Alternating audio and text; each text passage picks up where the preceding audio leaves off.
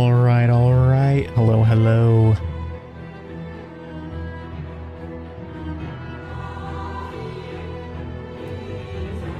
Be starting momentarily, just getting the save loaded up.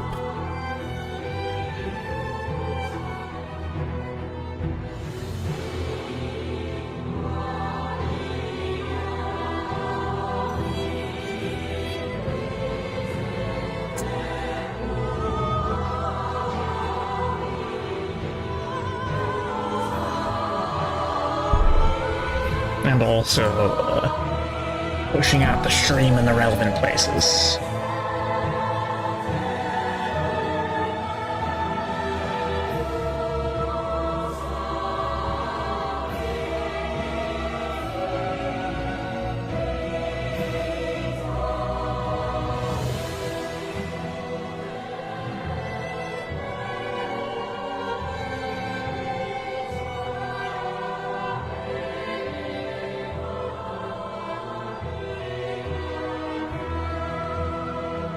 Alright, I think we are just about ready here. Let's see how long it takes for the thing to decide to work here. I don't know why the video is currently black. Hold on one moment. Okay, there we go. I guess it was just being slow. Alright.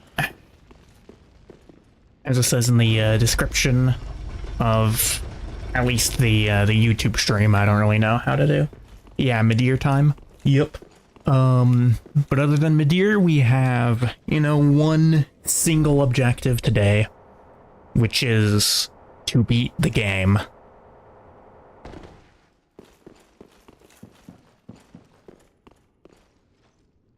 Alright, let's get down there. Let's get down there and get grinding away.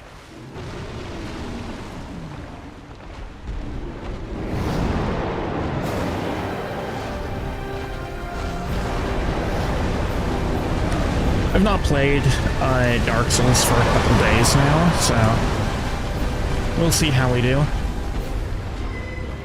Actually being able to get a punish on the first bit there.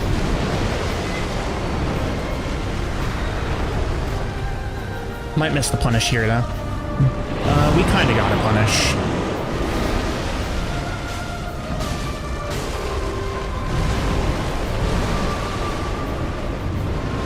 Not a fan of the drop walk on there.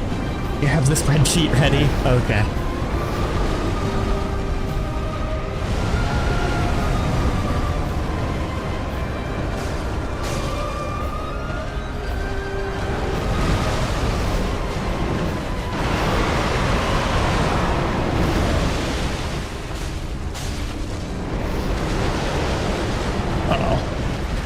Definitely got a little close there. Oh, hold on one moment.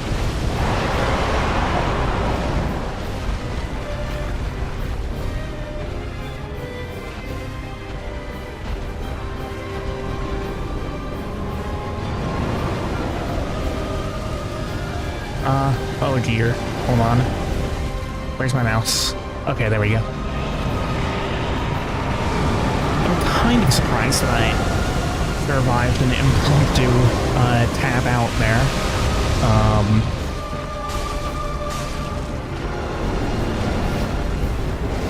But it worked out.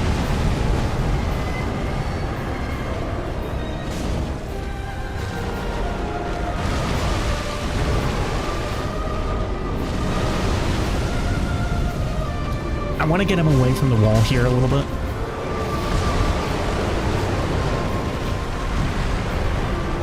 And, reoriented in a bit of a different direction. Because I don't really like the potential risk of being against the wall here. Yeah, I wasn't certain about that tail swipe. We're not going to be able to punish this, but that's fine.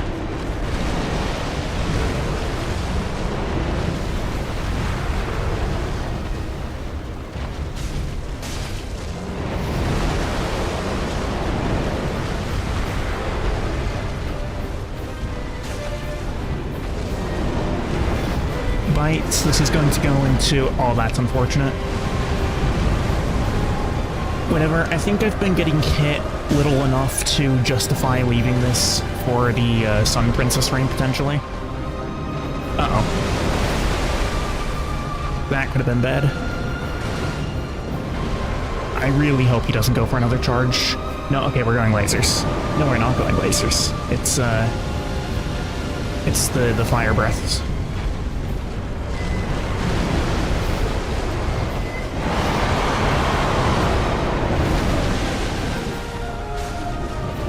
Uh-oh. Who had an iframe through that? It's a lot safer with Midir to just space his attacks rather than trying to iframe through things. There's a few things that are pretty easy to iframe through, and some that you kind of have to iframe through. In general, though, it's safer to just not be in the range of it at all. Charge. I'm surprised I didn't get hit by that. I'm pretty terrible at avoiding the charge, and of course he's doing it again. The charge is honestly probably the hardest attack that this boss has for me. Which is of course why he just did it a third time in a row.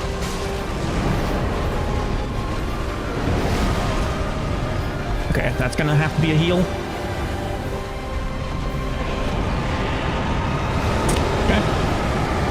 We can make lasers work.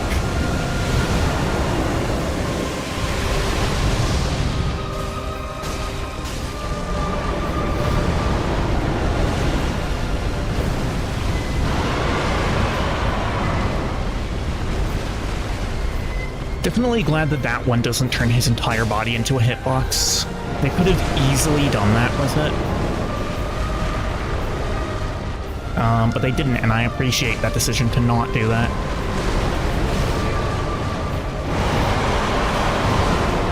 Not fond of taking that hit.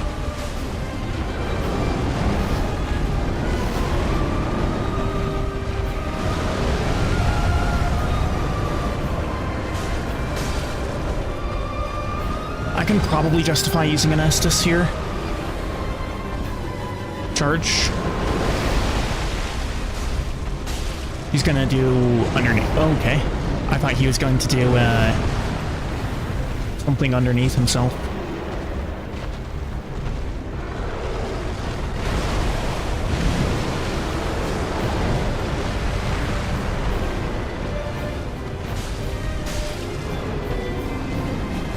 There we go. Take this as a moment of a breather. Fire breaths. The Elden Ring dragons honestly became a lot easier when I realized that they were all just like discount Midir.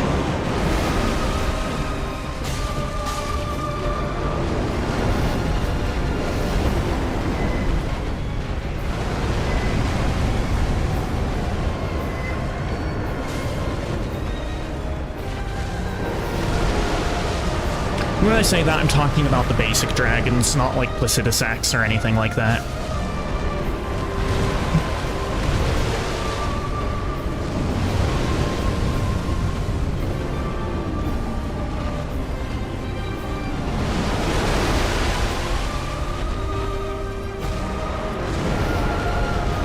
That charge is kind of becoming easier to dodge. We're gonna be going phase 2 here soon.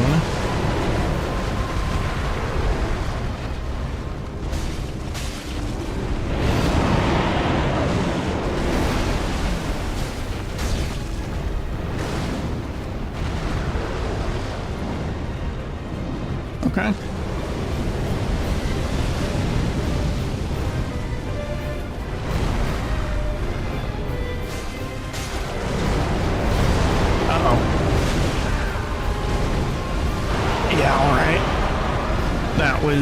That was unfortunate. But it's fine. Okay, laser. We can make this work.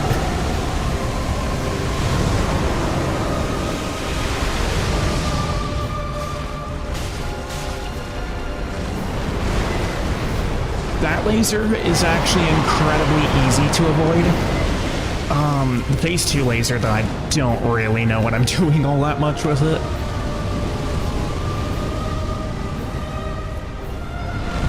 That's like the one attack that Midir does that I just don't really know what to do about, because he only tends to do it once per fight.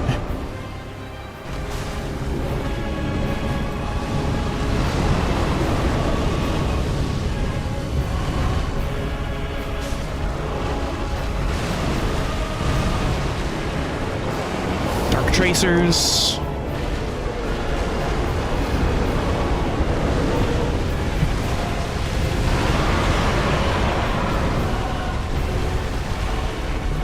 That was actually fine. Right, he does do it twice in this phase.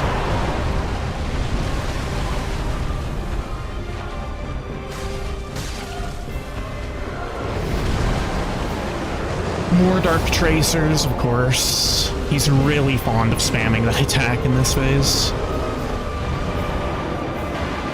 Okay, here's the big laser.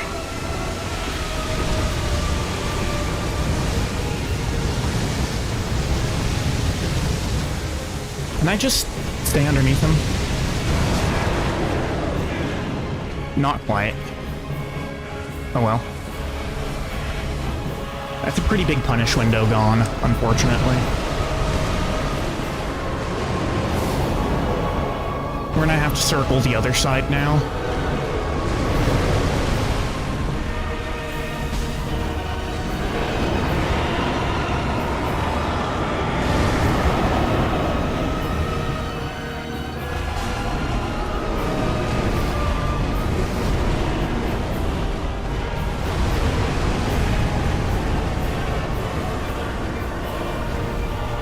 Oh my, I missed both of those.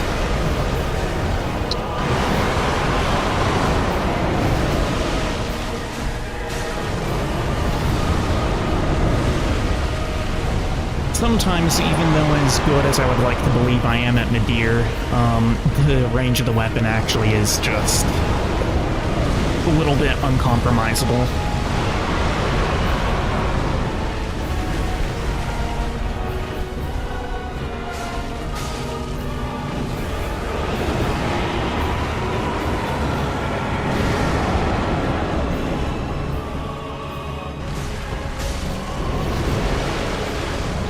Alright, Dark Tracers. Probably better to circle around to this side.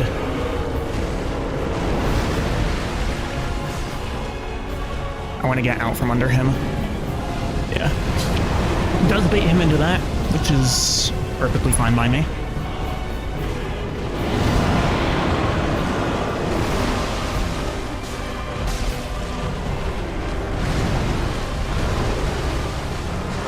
Dark Tracers. And he jumps back. For a laser. Okay, this is pretty unfortunate.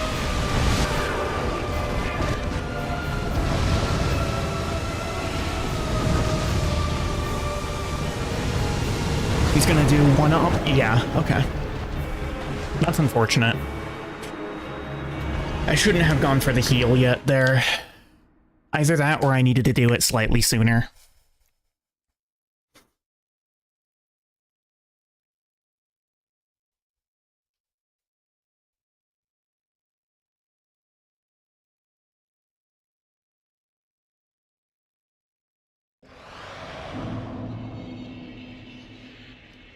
You know, I'm actually gonna look up the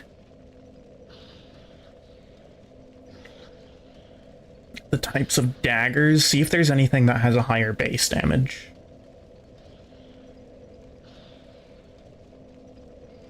Tailbone Short Sword, Corvian Great Knife.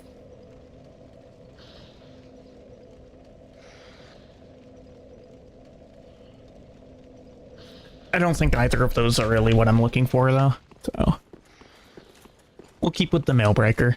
Still, though, that was a pretty nice run.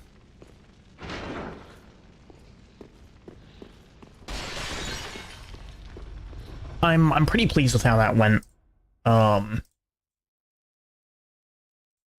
Yeah, I mean, I just needed to be a bit more on point with, not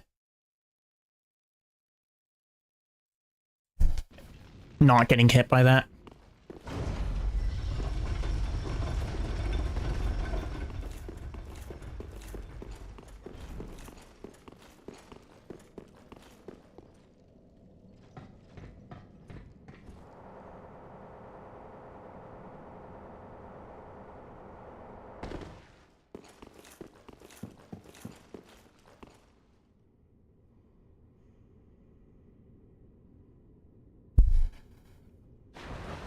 I need to assume that that last one will always come straight for me.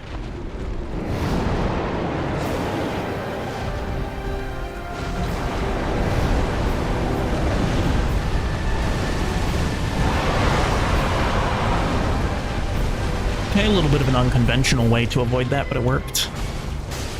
Or when I say unconventional, I just mean, you know, slightly different from the normal.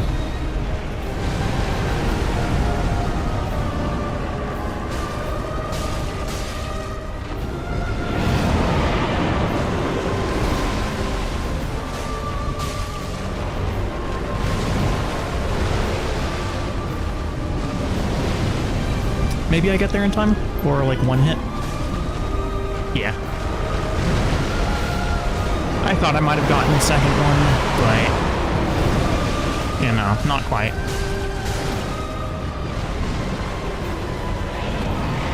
Laser? Okay. I mean, fair enough, I guess.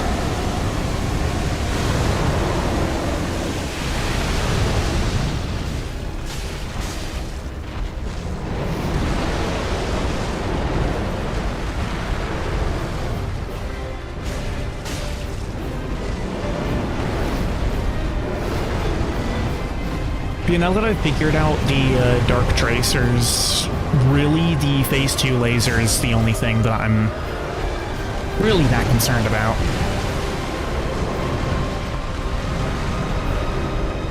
Oh, he didn't do the last one.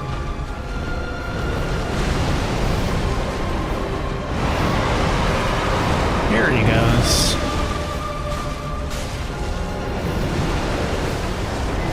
I think that was actually a slightly different attack that he did the last time there.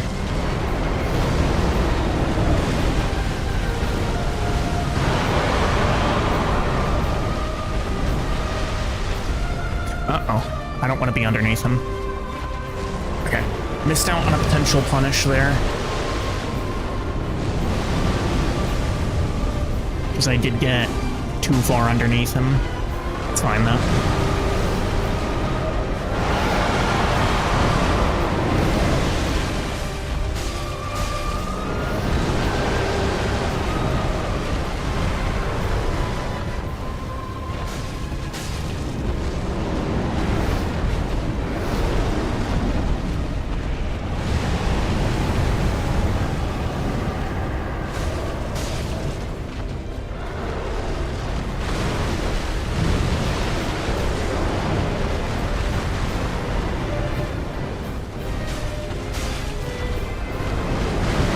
Greedy to go for a third there. I got lucky that I didn't get punished for it.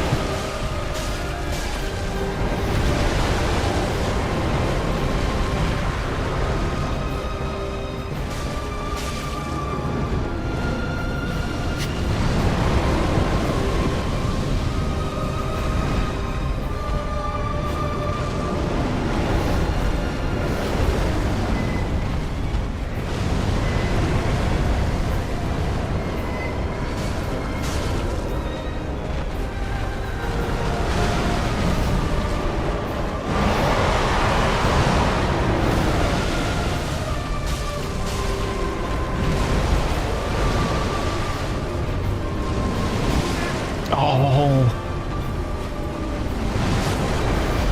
Ooh. Okay. Interesting hitbox. I'm not too mad about that. Because I don't know if I really would have been able to dodge that anyway, just because of the kind of weird positioning I was in, with having gotten knocked down and then, you know, pressed against the wall there. but the hitbox there was definitely a little large.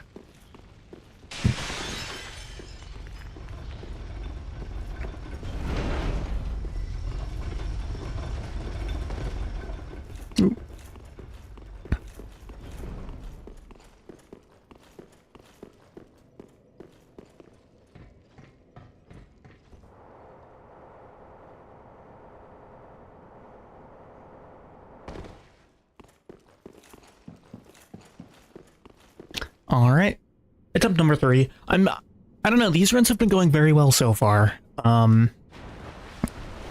I lost the first one because I got greedy with a heal and didn't really consider the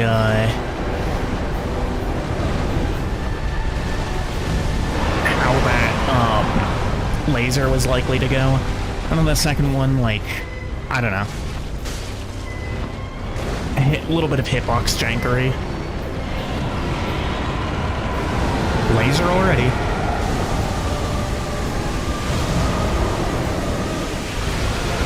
Like, I know that it's an attack that he can just freely do, but I don't think I've ever seen him do it this early.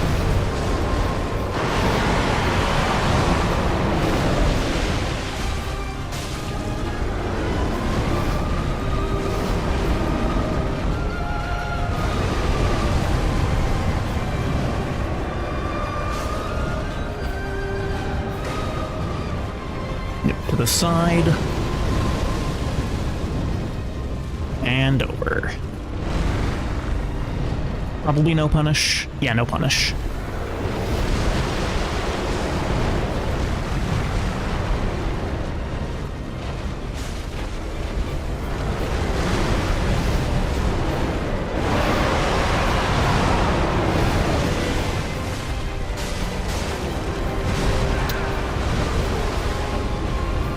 Unfortunate time to lose lock on. I'll just heal it off, but still it sucks to use an Estus that early.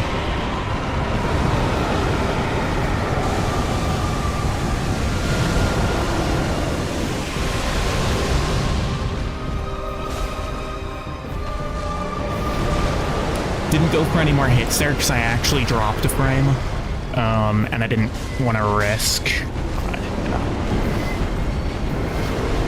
having a bit of an incident into the next hit. Not when I'm already down in Estus.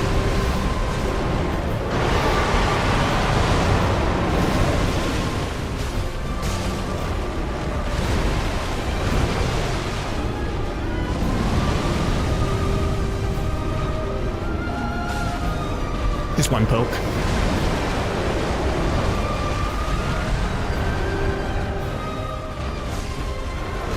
Dagger, indeed. Kind of surprised that you're on YouTube, to be honest.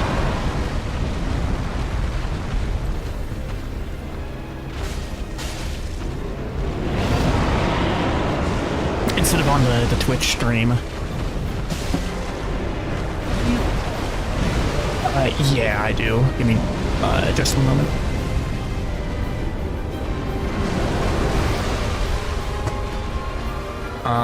Okay.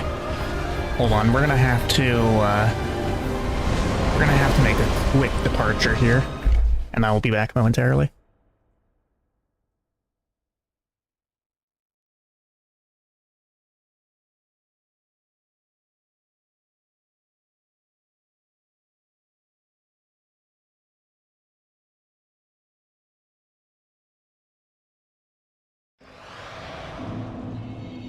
All right, we're back.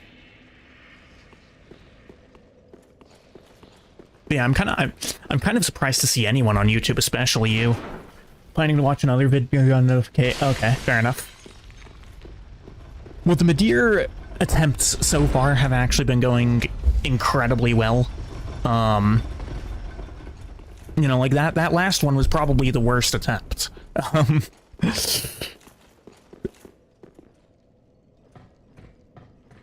Yeah, I mean, the main problem here is the fact that I'm using a dagger.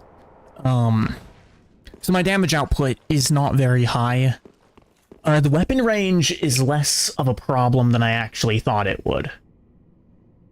Increased average mid-year time by 2 minutes. That's because I almost killed him. You know. You tend to have a longer run the further you go down the health bar.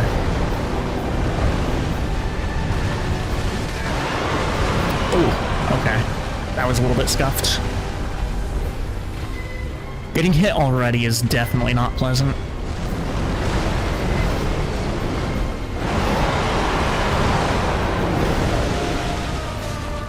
Don't even have to roll any of that, I can just walk back.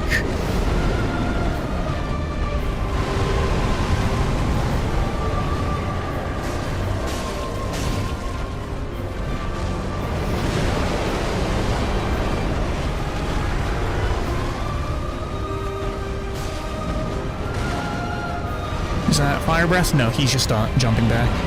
It is laser, though. We can do laser. Ended 5-1 and climbed like 3 ranks. Not bad at all. That is not bad. Well, hopefully I'll be able to, you know, match that success by finishing the run here. Midir is not my last boss. My last boss is the Soul of Cinder. The Soul of Cinder is going to be a pretty normal fight because all that I have left on the wheel is the Great Scythe. Or not the Great Scythe, but the Reaper class, which means that I'm using the Great Scythe. Which is an incredibly strong weapon class. Not going to have a punish here, but that's fine.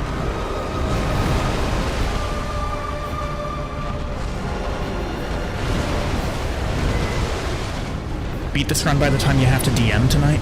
By the time you have to DM tonight, I'm probably ending the stream regardless. Because that's what, like 7 at night?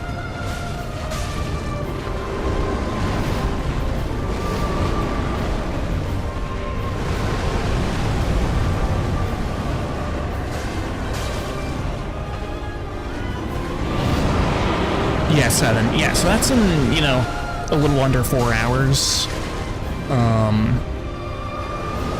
I've already been going for half an hour. It's like that would be a pretty average stream time for me anyway. You know, at least at the moment. I'm sure as the semester starts, either I'm going to be having streams just as long, if not longer, but have them on, you know, much more rare instances, or, you know, have much shorter streams. It really just depends on how my schedule unfolds.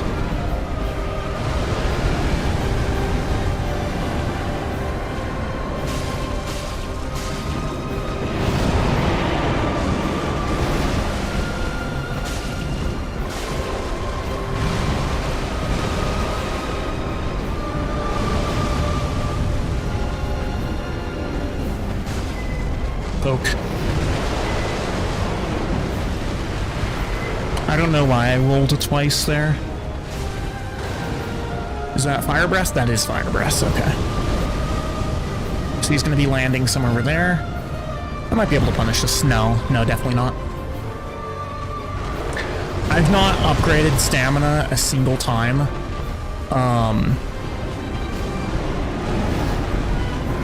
So, you know, I can't necessarily cover too much distance.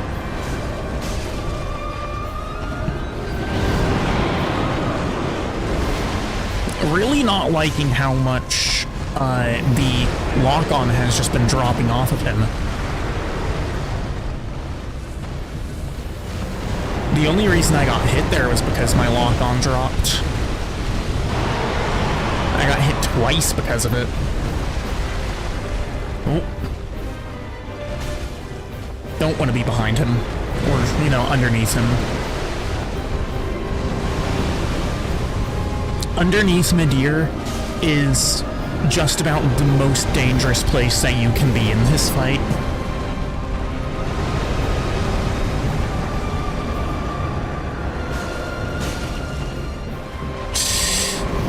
No, normally with this fight you don't have so many issues with lock-on. The reason that I'm having these issues is because of the fact that, you know, I'm using a dagger, so I'm having to get a lot closer to him than usual. So sometimes I just happen to get underneath him when I don't want to. And, you know, that causes some issues with locking on.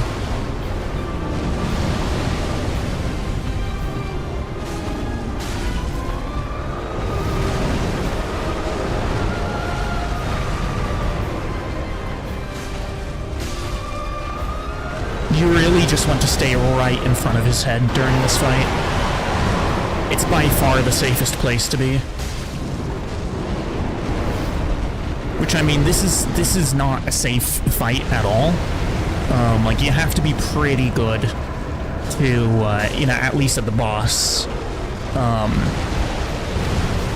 if you want to not have issues with getting hit constantly. But being behind him or underneath him is basically the #1 way to guarantee that you won't do any damage and he'll just basically have a free shot on you.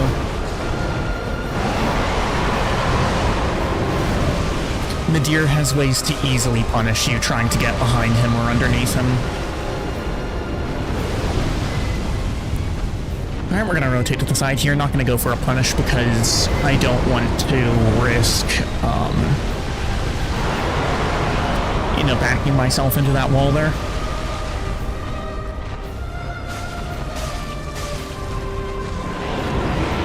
Alright, phase 2. We can go right back in.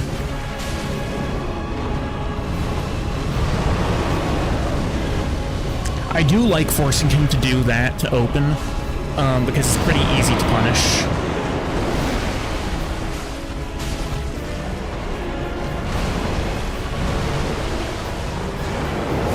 Dark Tracers, I'm going to circle around this way. Oof, I don't want to be behind him. Yeah, if you do get behind him like that, you want to give him some space so that he isn't inclined to, like, throwing a tail whip at you or something like that.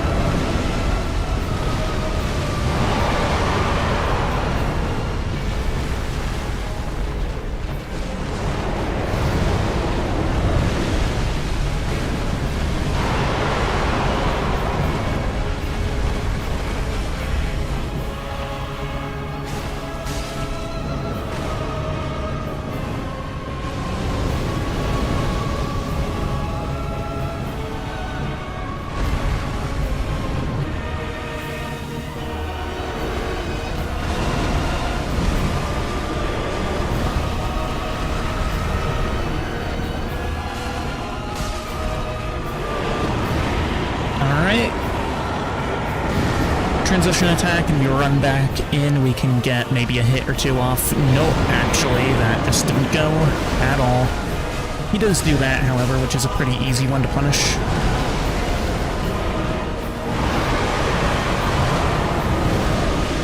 Had to roll the first couple of those, but beyond that, I was able to just walk back. That is a very unfortunate time for that to happen.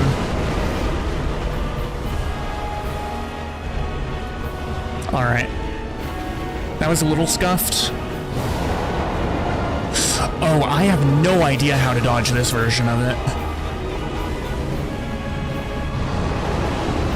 Oh, is it the double breath? It is. Yeah. That one's easy enough to punish. And now we're more back into a place where I would like to be. That was not something I wanted to happen, though. Of course he's doing this now. Alright, where's the second one? There we go.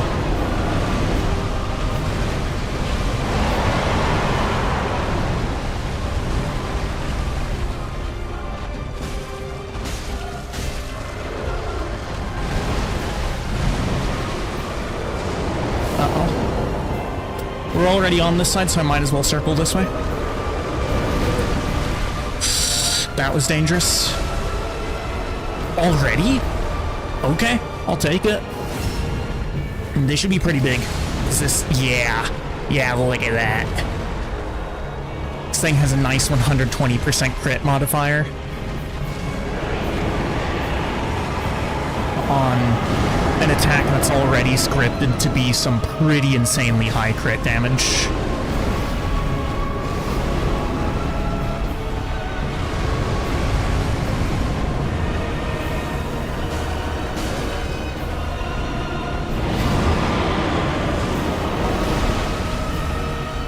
I wasn't expecting that to happen until a bit later, though, considering the fact that I am using a dagger.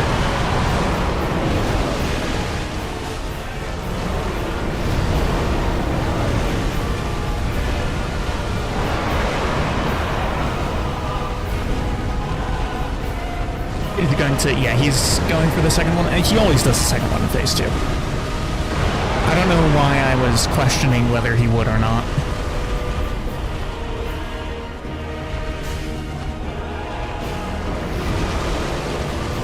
Alright, Dark Tracers.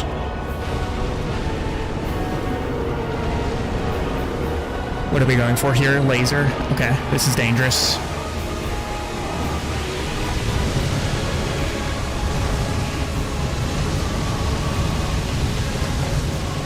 Let's get to the side here.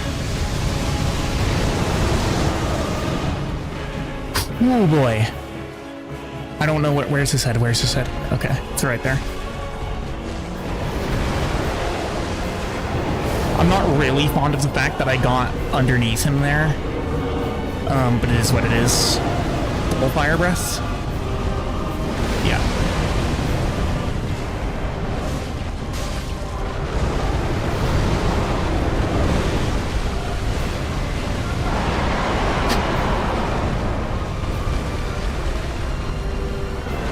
Alright, number 2.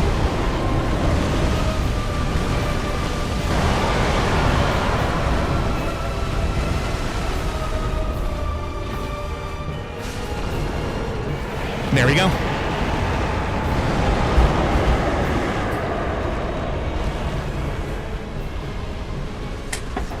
Jeez.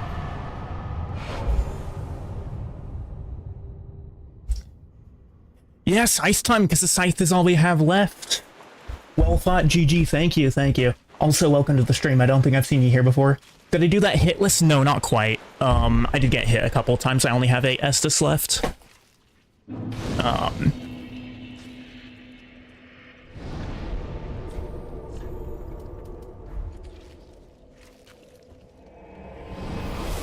Killing him with a dagger was certainly an experience.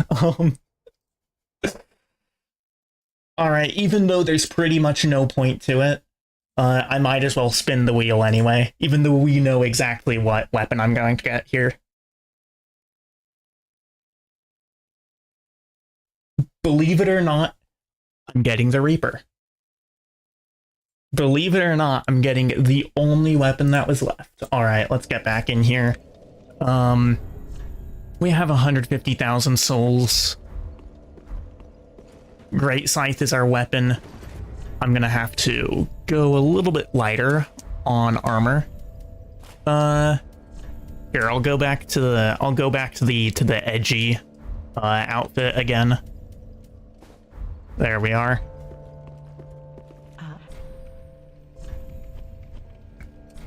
Looks like I'm doing some kind of Bloodborne cosplay with this. Ashen 1. What? And now all we have left is the Soul of Cinder.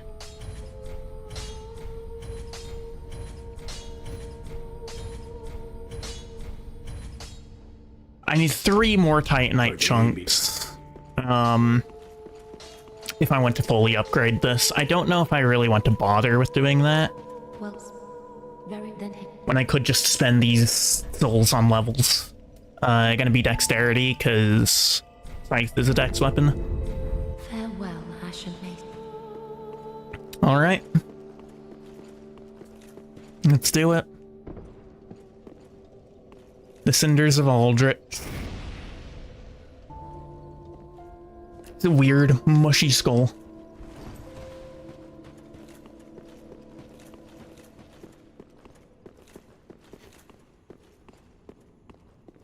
And we got the Abyss Watchers. The multiple heads. Yorm. That Yorm was a fun fight in this run. This is the first time I ever did him without Storm Ruler. And yeah, it was a pretty fun one. And then finally, the Twin Princes. Why am I turning that way?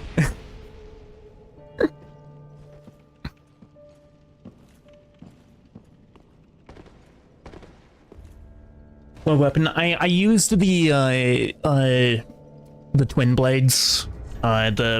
What is it, Mercenary Twin Blades. I rolled curved swords on it. Okay, where is it? Did I might have sold it. I think I sold it. But I used the Twin Blades.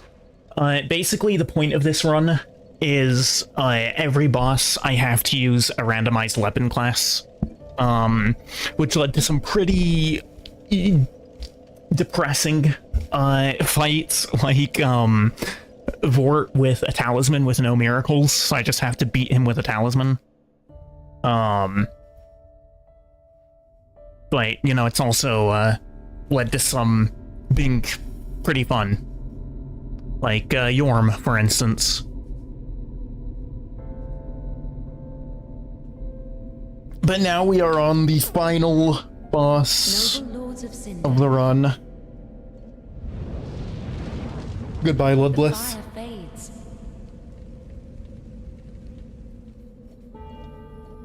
And the lords go without thrones.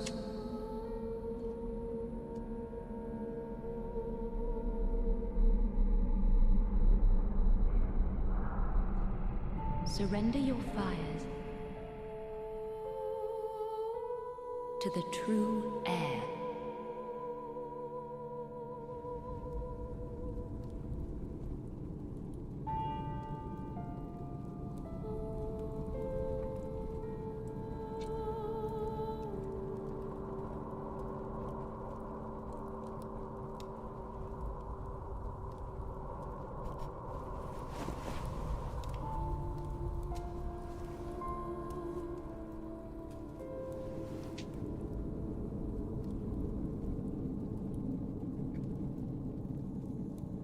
I mean, the cutscenes in DS3 are always pretty good.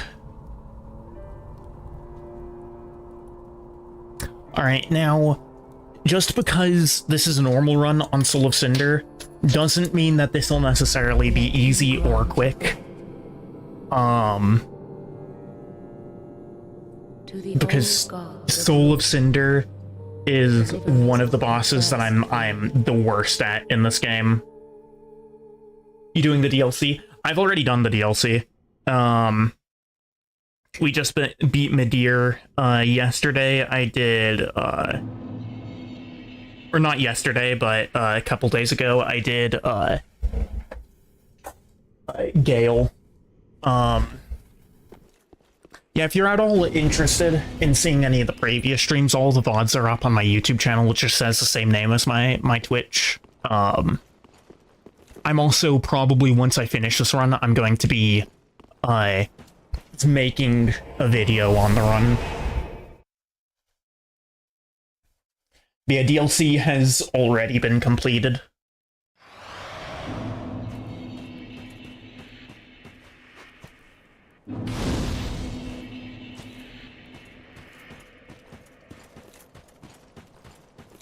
Alright, here we go. Now, my Estus is also only +6. I didn't go through and get all of the upgrades.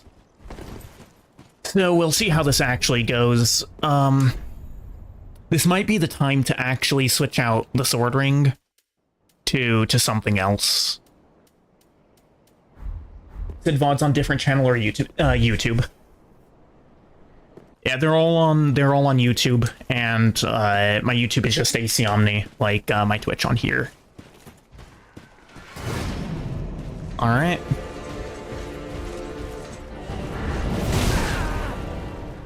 There's Sword Ring gone already.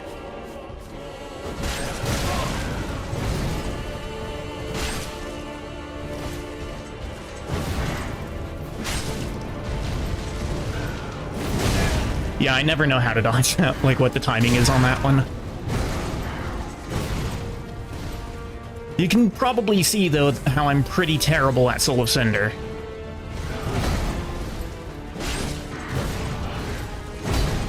At least, you know, this phase.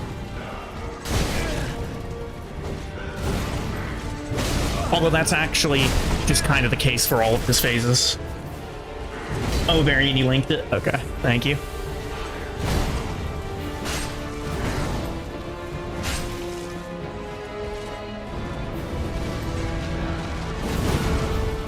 There we go. I just need to pay attention and not spam roll. And I can actually do it. Probably Power Within, yep.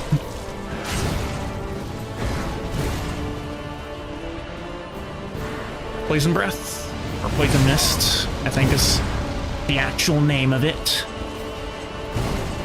Even though he's breathing it out. Could basically just call it Stinky Breath and it'd get the point across. Fireball.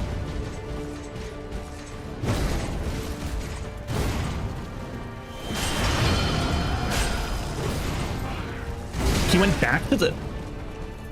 Huh? I've never seen him go back to the normal sword before.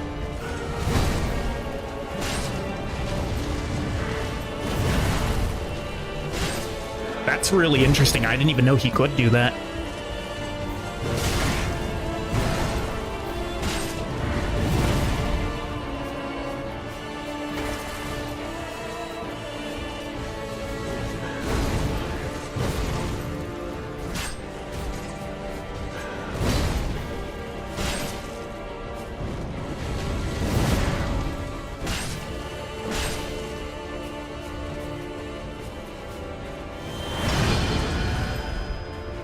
Alright, we're on the Lance phase. Oh boy.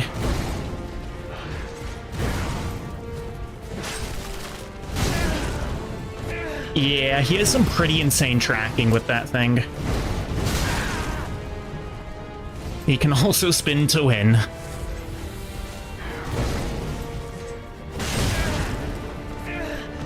I don't know why I went for that attack. That was greedy at best.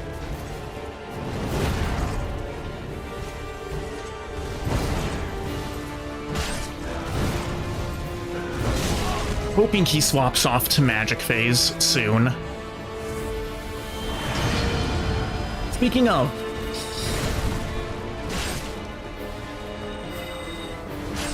He did do the, I forgot what it's actually called in this game. It's basically Glintblade Phalanx.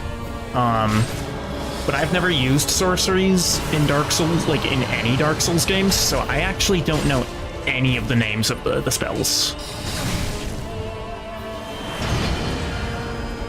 Back to Pyromancy phase.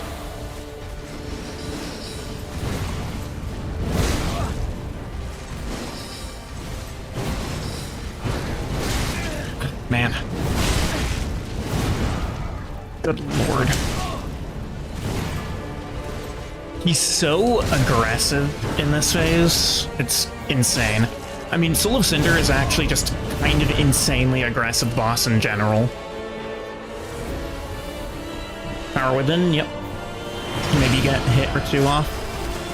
No, I missed all of that.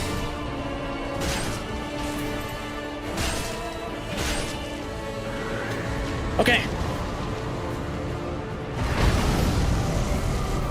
Phase 2.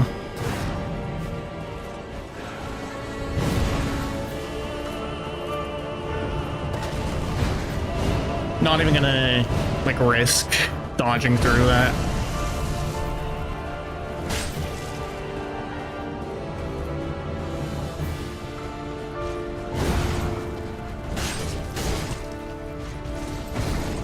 Plin plin plon.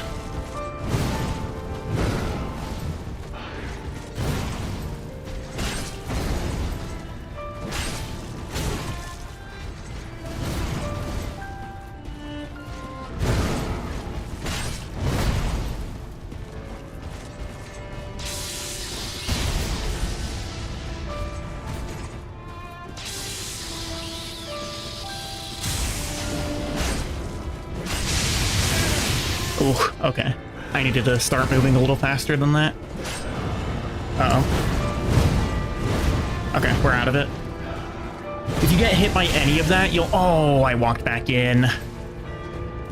Yeah, I don't have any other healing items. Maybe? No, I'm getting hit. Ooh. Okay, I need to no-hit the rest of this.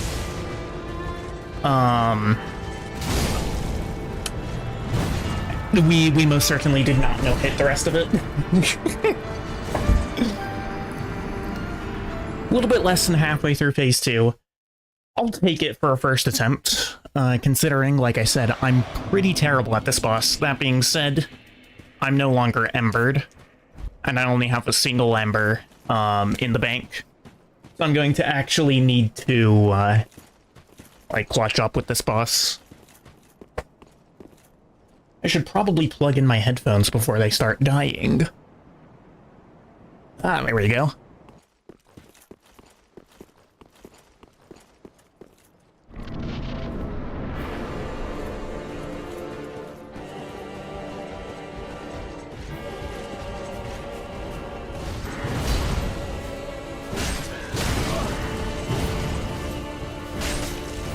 You'd think that the straight sword phase would basically just be great sword except easier, but he's a lot more aggressive during the straight sword phase. And also I'm just not as good as it because it doesn't happen, you know, for as long a time as Gwyn phase.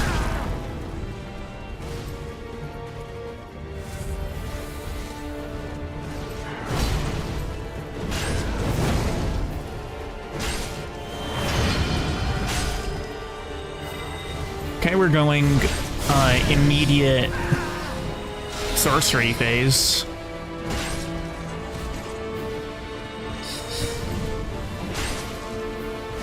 Which is pretty nice because it's the easiest phase. On the other hand, it's a little annoying because it means that he's going to have the soul things for the rest of the fight, basically. You know, until phase 2. And you followed it up with the worst one. Oh, joy.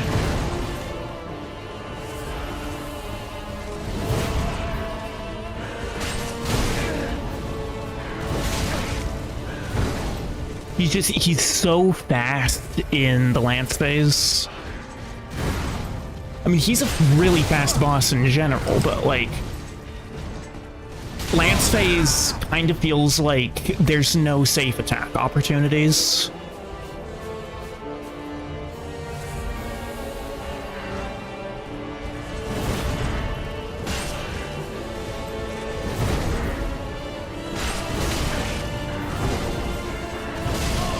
Ugh.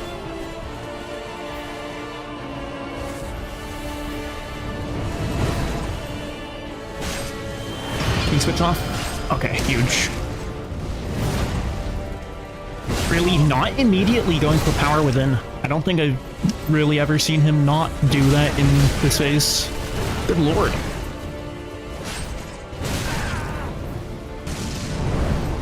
Maybe it's just because of how close I was when he transitioned.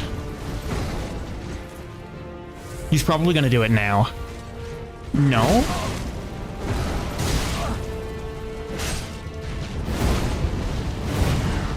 Jeez.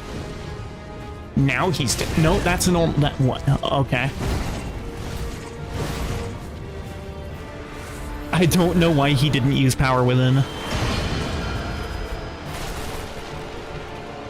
Let's see, what are we on now? We're back to the straight sword.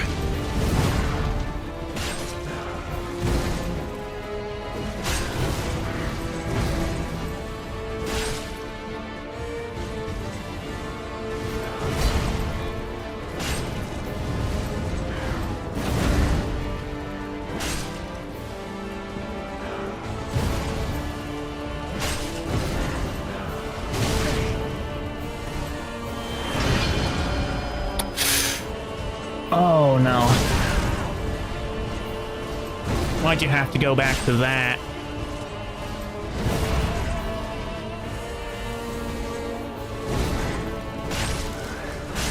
We can get him. No, why did you kick? Okay, we're good, we're good.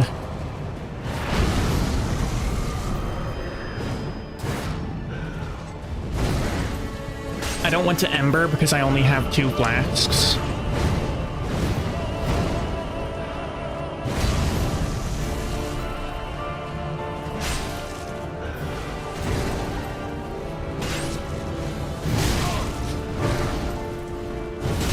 Oof. Might not have those 2 flasks now. Oh, I'm dead. Probably dead here. No, but I do have to use both flasks.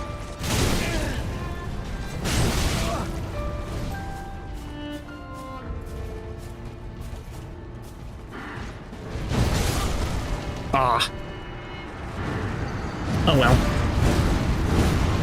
Yeah, I mean, I really need to find, like, I need to get better at Phase 1.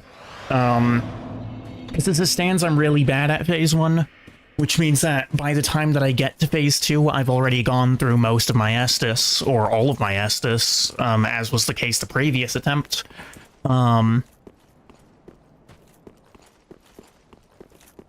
He has so many movesets, during Phase 1, that, you know, I don't really always know what he's doing in each one of them.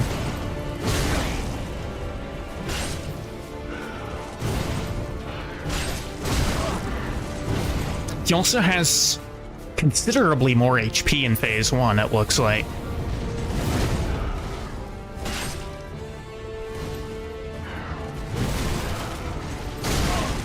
Yeah, I went way too early there on the roll. Oh, roll buffered. That's unfortunate.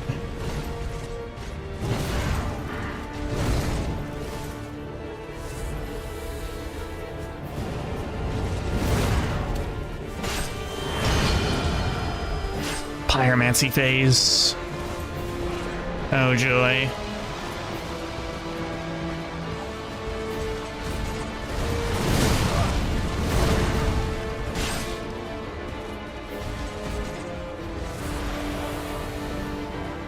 Power Within. Although it's not entirely Power Within, because Power Within steadily drains your HP, and, you know, this version of it doesn't do that. Back to Straight Sword, though.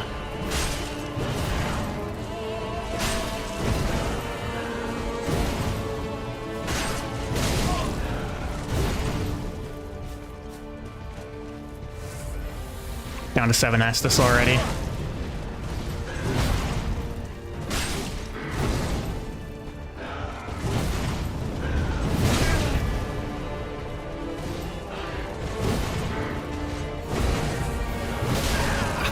Man.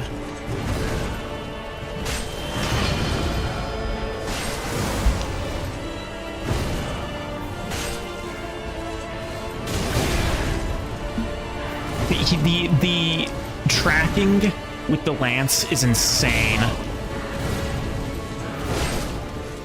I'm pretty sure though that the answer is just to stay as close as possible. Oh, I thought I was dead there. I mean, I did die there, but I thought I was dead before.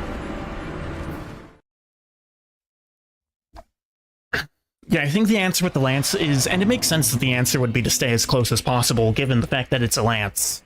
I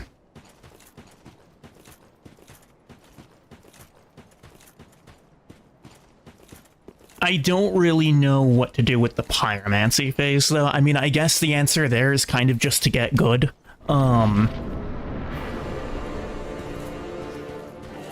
We'll see. I mean, lances aren't good in close range. I mean, yeah, that's kind of the point of a lance, right? Is to be good at keeping people away from you. And if you let them in on you, then you can't really do anything about it.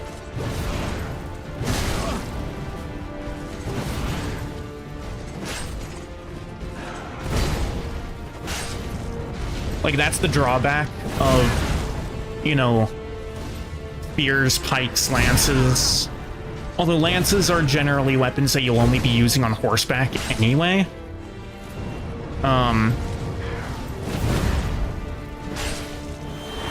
it's kind of less of a problem here.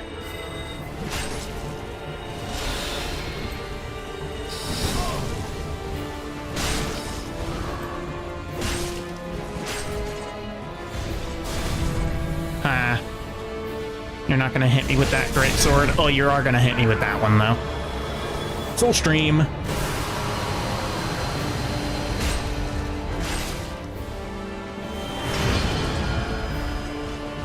Okay. See, he has so much tracking on it, and he's also ridiculously fast with it.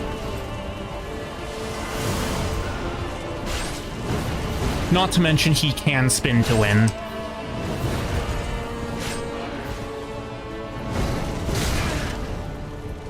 I think I ran out of stamina.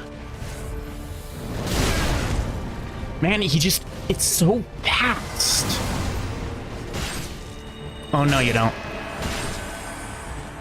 Really? You didn't get... Oh. Okay, that's the run. I'm not dead. Interesting. Yeah, so not only does he just heal, right, but it also applies a passive regen on him. I might just give the run because of that, because this is insane passive regen he's getting. Yeah, I think I'm just going to give the run here.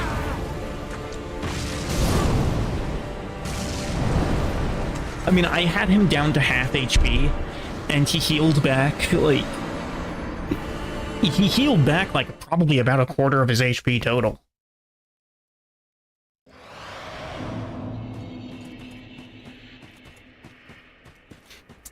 Yeah, I know. Imagine if mine was that good. Imagine if the region from the Sun Princess ring was that good. Which... I don't know. Well, hold on. Maybe we do this. Maybe we do this. And go for the Light Roll Flynn's ring. Like I did with Demon Princes. It is more damage.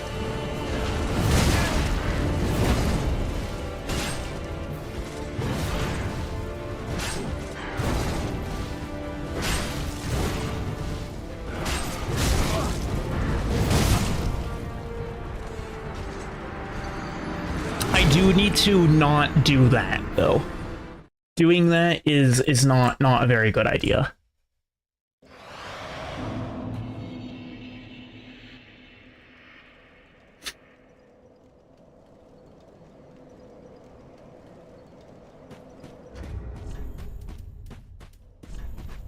Maybe we swap Chloranthy ring? No, we need to keep the Chloranthy ring. Maybe I do this. I think I still want the Sun Princess ring for the regen, for the Lloyd's ring.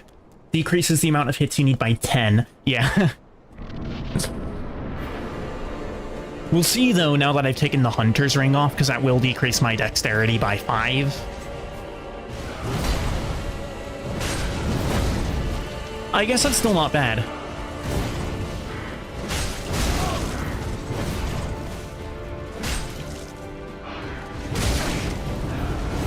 Oh, come on. Okay. Yeah, I kinda, you know, messed up myself there.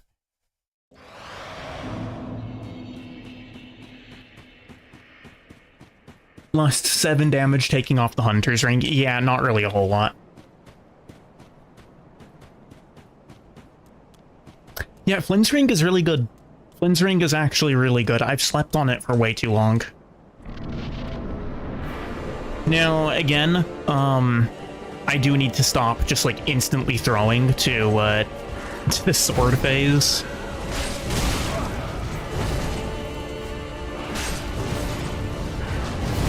I also need to remember that I can't get away with quite as many, small window punishes as I was on Midir. I do have some pretty nice range with this Great Scythe, though.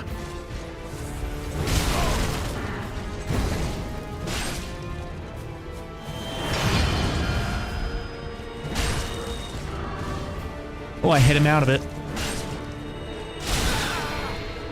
I thought he was going to do the, Is he just not putting the things on? That's 270 damage for the weapon art.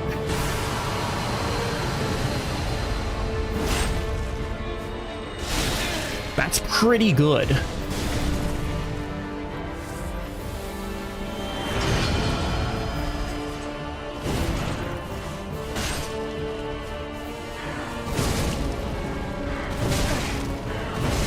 Dude, I roll buffered twice there. 2 roll buffers. 2 roll buffers in a row. Man.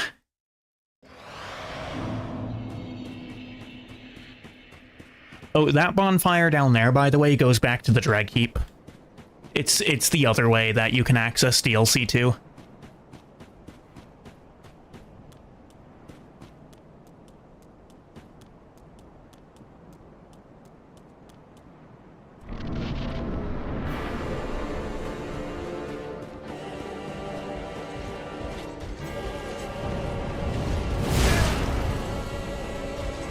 That was some weird camera there. I'm surprised I didn't get hit by that.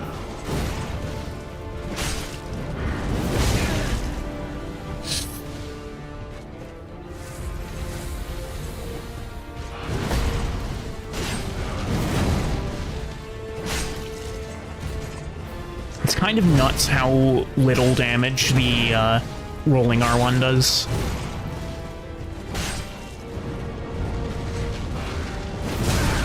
Yeah, I went way too early.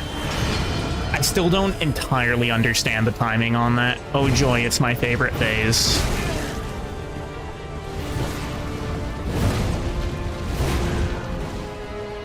Can you stop, please? That'd be nice.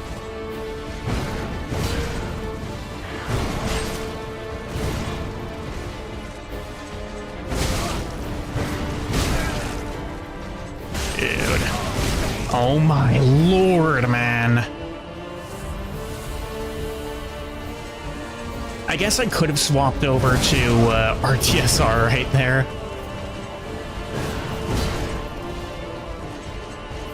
But yeah, like, I just don't know how to punish this phase. Like, at all. I have no idea how to punish the Pyromancy phase. And of course, he swaps over to the easiest phase as soon as I die. Like, oh man.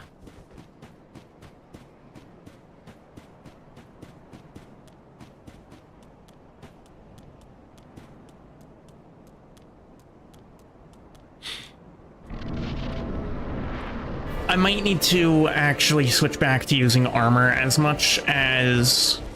You know, as nice as the Flinzering damage is, you know, it's also nice to be able to take, like, any amount of damage before dying.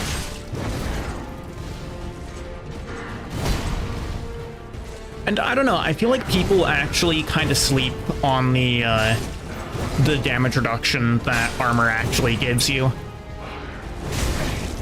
Like, the primary purpose of armor has always been for poise. But with the right armor sets, you can easily get, like, 20 to 25% damage reduction, in most things. Not necessarily all at the same time, right, but... Like, let's see. If I were to put on this... That would give me, by itself, 11% fire reduction. Like, here. Let's see how it goes if I put on Lothric's armor. Let's see how much fire resistance that is. If I just put on Lothric's gear, that's 21% fire damage negation. So I'll give it a couple of more times with the Flinzering setup. But if I can't figure this out, I might just switch back.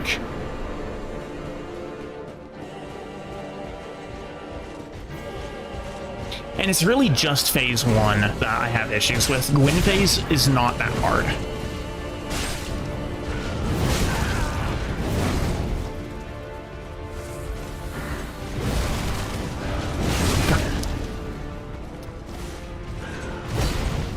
Also, Gwyn phase has a lot more genuine punish windows.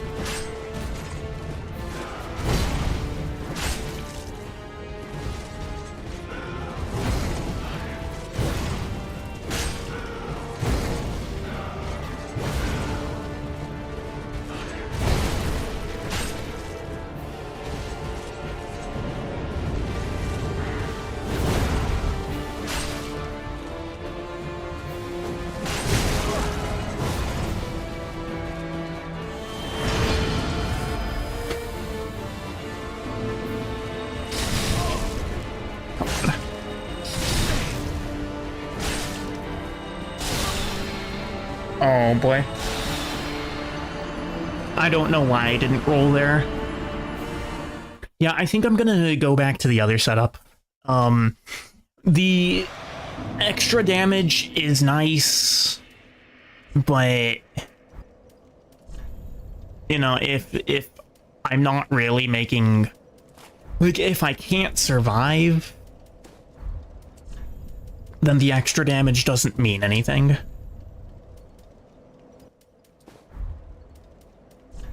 Oh, actually, I wonder if I do that, what's the heaviest armor I can wear?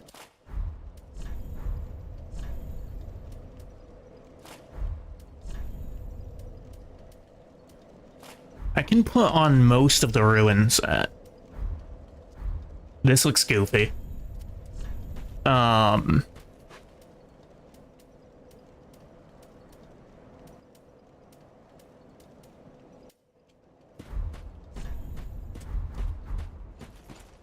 Yeah, so I think I'm just gonna run it back with this. I could probably wear the entirety of the brass armor.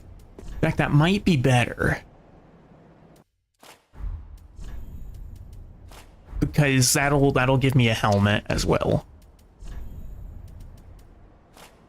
Yeah, that's I think this is definitely better. I'm not gonna go through and count out all the numbers, but in general, it looked like they were higher. And wearing a helmet will just generally do that. Like, sets without helmets do kind of suck. Just because there's so much potential,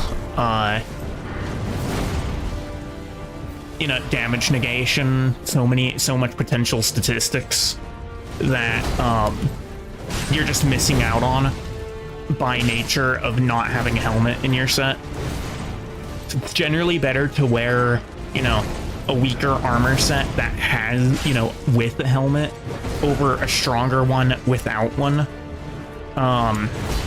Because usually having the helmet will just, you know, be able to take your stats up even higher than the typically stronger armor set would.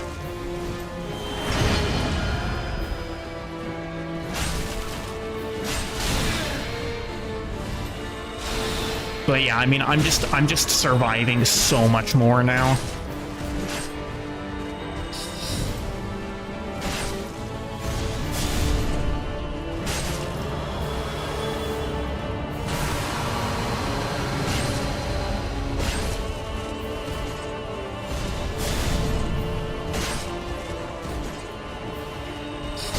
And that's probably what my mentality should be when I'm fighting bosses that, I'm not so good at, is stack the resistances, because if I stack my resistances, then that allows me to actually fight the boss for longer, right?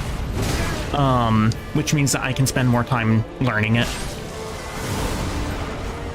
I'm getting hit here. I didn't get hit. I got hit there, but, still a surprise that I didn't get hit before. Really? I pressed the button!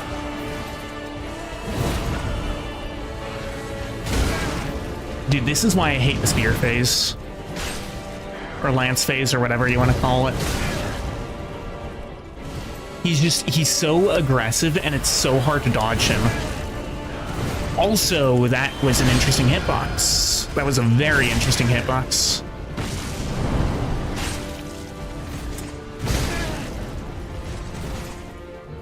Yeah, the poise is also pretty non-existent in this phase, but man, like, that spear phase just ate my Estus.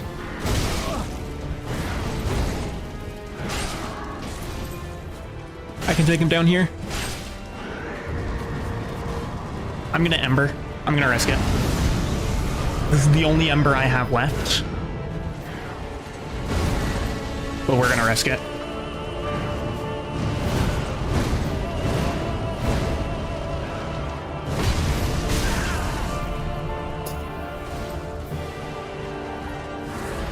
I probably shouldn't have used that there. But who knows, maybe it's worth.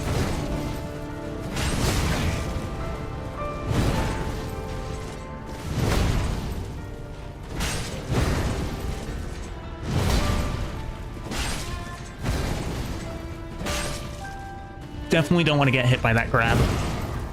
It's a pretty rough grab attack.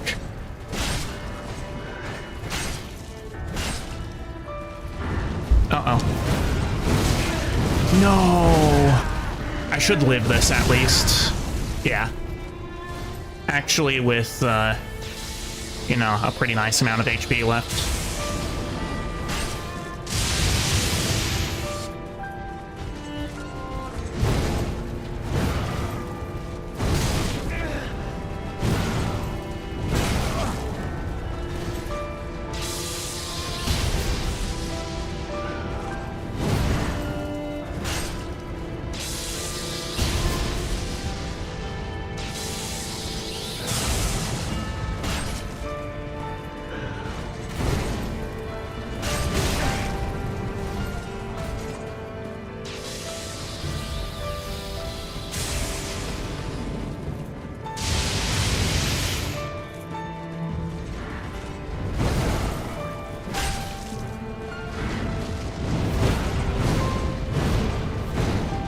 Standing back further because the explosion radius is a little bit longer than everything else. Dude, the range on this weapon is insane.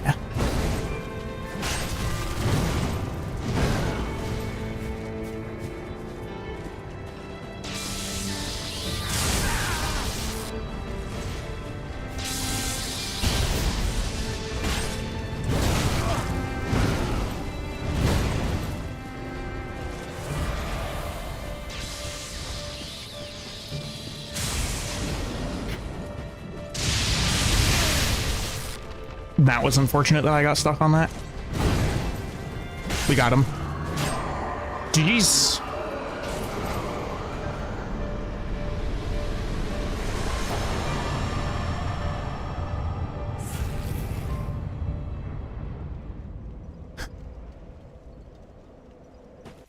All we have left is one single decision. To link the first flame, or to summon the Firekeeper and snuff it out.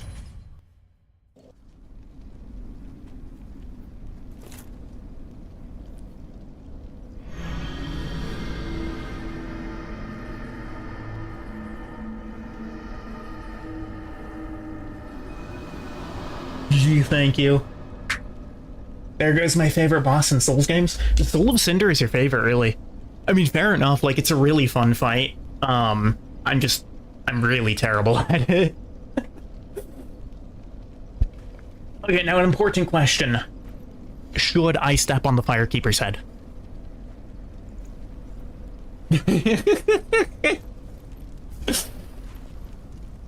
Okay. Okay, I see you there, Kurt. I'll take that to mean that you do want me to step on her head. What's the difference? I actually don't know. I've never betrayed the Firekeeper before. I might as well do it, I guess. Because normally she just snuffs out the you know, the fire and then talks to you a little bit and then credit roll. But I don't entirely know what happens if you betray her. the first flame quickly fades. Darkness will shortly settle.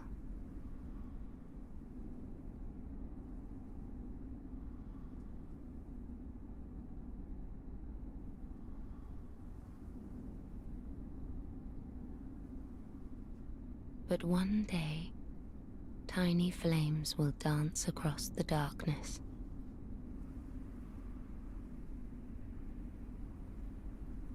Like embers linked by Lord's Pass.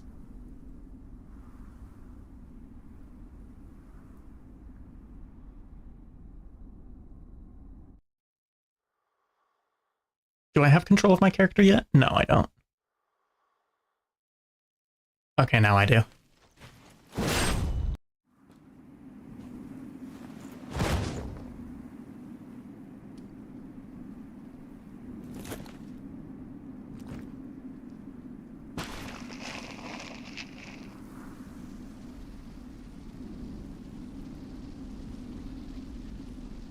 You monster, I am a monster. Soul Cinder has the perfect fun, hard balance for every play style compared to every other boss. That's true. That is true. Father Owl is a really fun fight. That ash seeketh embers. Okay, so that's the bad ending.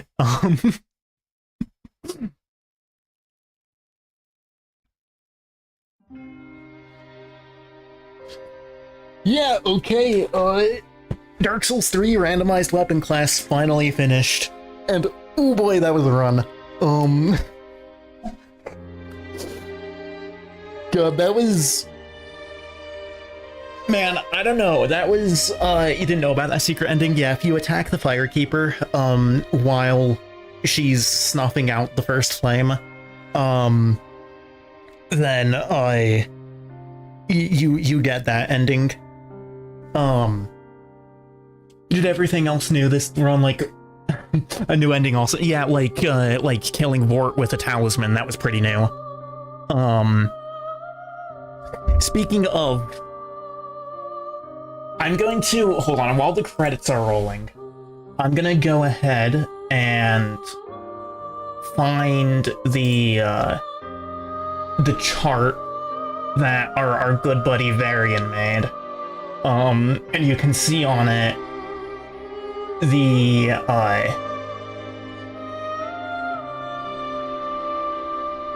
hold on, where is it? All the run stats. And you'll be able to take a look at that and see just how horrible Vort was this run.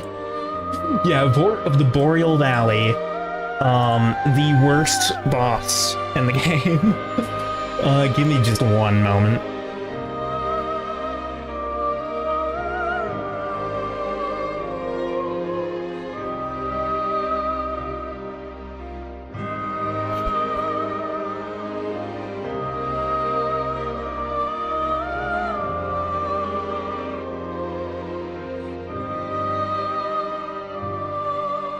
Okay.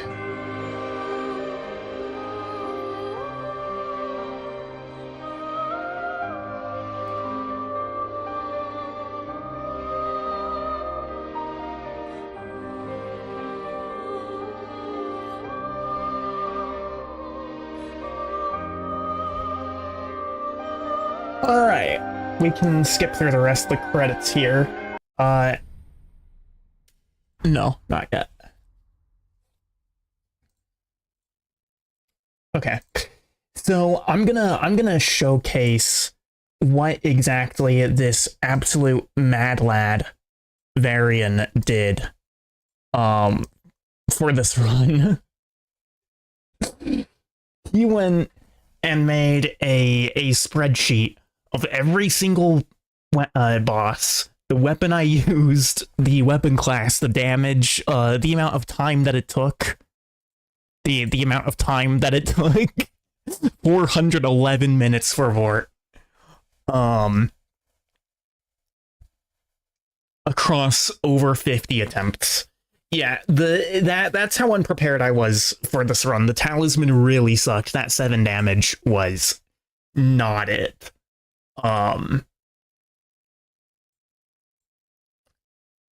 Now also, Varian, at the beginning of this run, you had asked if I not even close to Varian's gargoyle time. Yeah, no, that is true. That is true.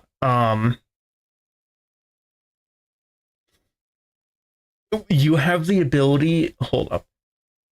You have the ability to time out or ban Varian. Okay, I realize that you guys can't really see the chat right now, because of the white screen here. I will fix that momentarily, but yeah, I just wanted to show off this, and he made a bunch of graphs about it as well.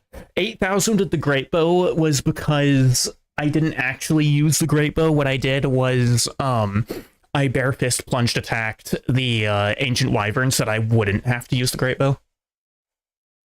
So that one was a little bit of a cheeky way to circumvent having to use that weapon. And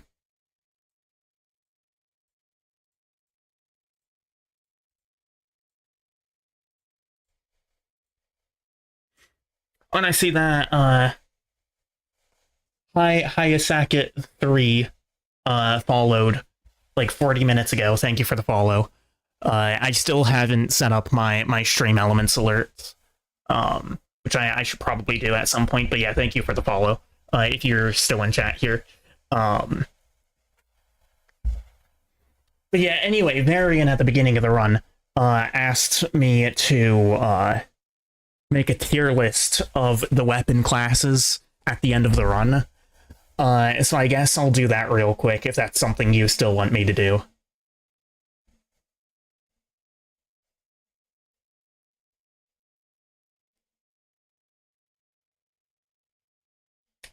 Until then, I will allow you all to just behold the majesty of this absolutely insane list that was made. You'd have should that might be more of a video thing than a stream thing. I mean, here's the thing, is that, like, the stream isn't going to go on for too much longer anyway, so I might as well do it now, right? Okay, I am going to need to... Why is that, I'm going to need to identify basically what each of these are. Actually, I might as well just use the ones that I actually used in the run. So the... Just get it from the stream. Yeah. Well, I didn't actually make this. I just went and looked up one that already existed. But let's see. In order, Udex Gundyr was first with the fireball. So that's going to be the Pyromancy Flame. Pyromancy Flame, easy A, I think. Definitely the best magic class in the game.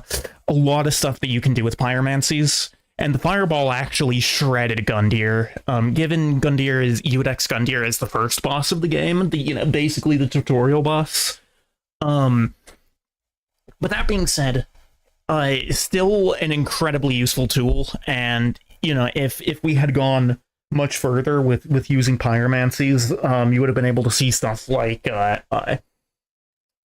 Chaos Firestorm is in here somewhere, which is one of the traditional just like really big pyromancy spells. Next up then it would be the Talisman, which I don't really think I need to explain a whole lot as to where it is I'm going to be putting this thing. Miracles in general suck. Some of them can be useful at some point. You can, maybe if you're doing PvP, you want to use like Tears of Denial or something like that. But in general, miracles are pretty terrible. Offensive miracles all the more so. And as it turns out, using using a talisman as your only weapon, not even talking about the miracles, like if you're just bonking with the talisman, you might as well be using a bare fist. A bare fist would probably be doing more damage. It's pretty awful. And next up on the list is great swords, which we use the claymore for. Great swords in general are an easy S. The claymore specifically, I think, is actually on the lower end of great swords. But great swords they're really, really versatile. They can do anything that you need them to. You can infuse most great swords. And some great swords, I'm going to mention the Hollow Slayer greatsword, especially here. Like Hollow Slayer, just it shreds bosses like Gale. Great swords, they have an excellent moveset. Nothing you'll ever do with a greatsword will really tie you down for that long. While they also have some pretty solid DPS. Straight swords. Let's see, where is the Irithyll straight sword on here? Here it is. I really, really like the Irithyll straight sword. And straight swords also include the broadsword, which is the SL1 weapon. But I think in general, I kind of have to put straight swords into B. If you're doing a normal run, you're probably not going to be running with straight swords for very long. Irithyll straight sword is great, broadsword is great, but they kind of fall off pretty quickly in comparison to some other weapons. Okay, next thing is the staff, which we had the sorcerer's staff. I don't entirely remember what it looks like. Let's see, here's Gundir's halberd, so it's going to be a little bit further down than this. This is all the spells here. Oh, there are some weapons down here as well, actually. Let's see. Sorcerer's staff, here's all the soul things, I think. Are these all the S's? No, because here's Sunlight Arrow, here's... Okay, I'm just gonna grab a random staff. I think this is a staff. I'm gonna have to put it in D, I think. Not as terrible as the talisman. Sorceries can be pretty useful, if you build for them. But if you're building for sorceries, that kind of precludes you building anything else. Now, it's not necessarily as bad in Dark Souls 3 as it might be in the other games, because DS3 has respecs at Rosaria. So, the staves are usable. They are very much usable. That doesn't necessarily mean that they're good. If you're not spec'd into it, if it's a run like this, it didn't really do a whole lot of damage, and the most egregious thing that about sorceries in Dark Souls 3 is that you can't really be mobile with them.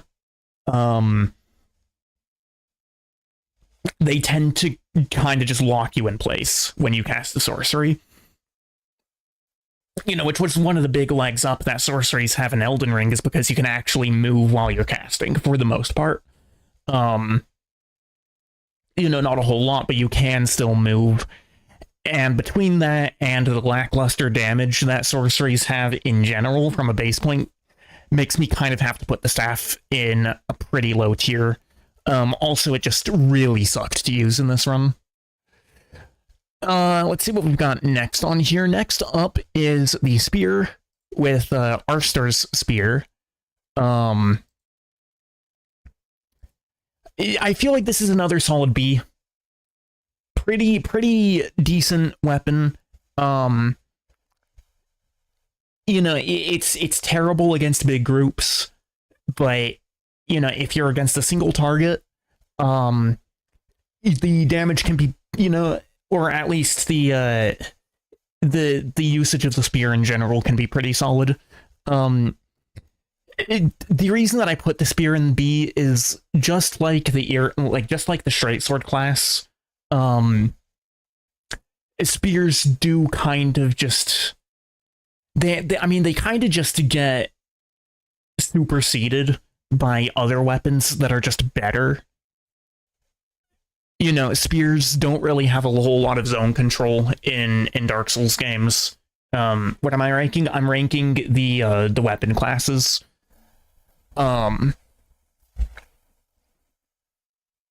Yeah, we're ranking the weapon classes because now that I've had to use them all in this run, and also at the request of a certain Varian Perrin. But yeah, I put the spear in B. It's a solid option. It kind of just gets outclassed later on.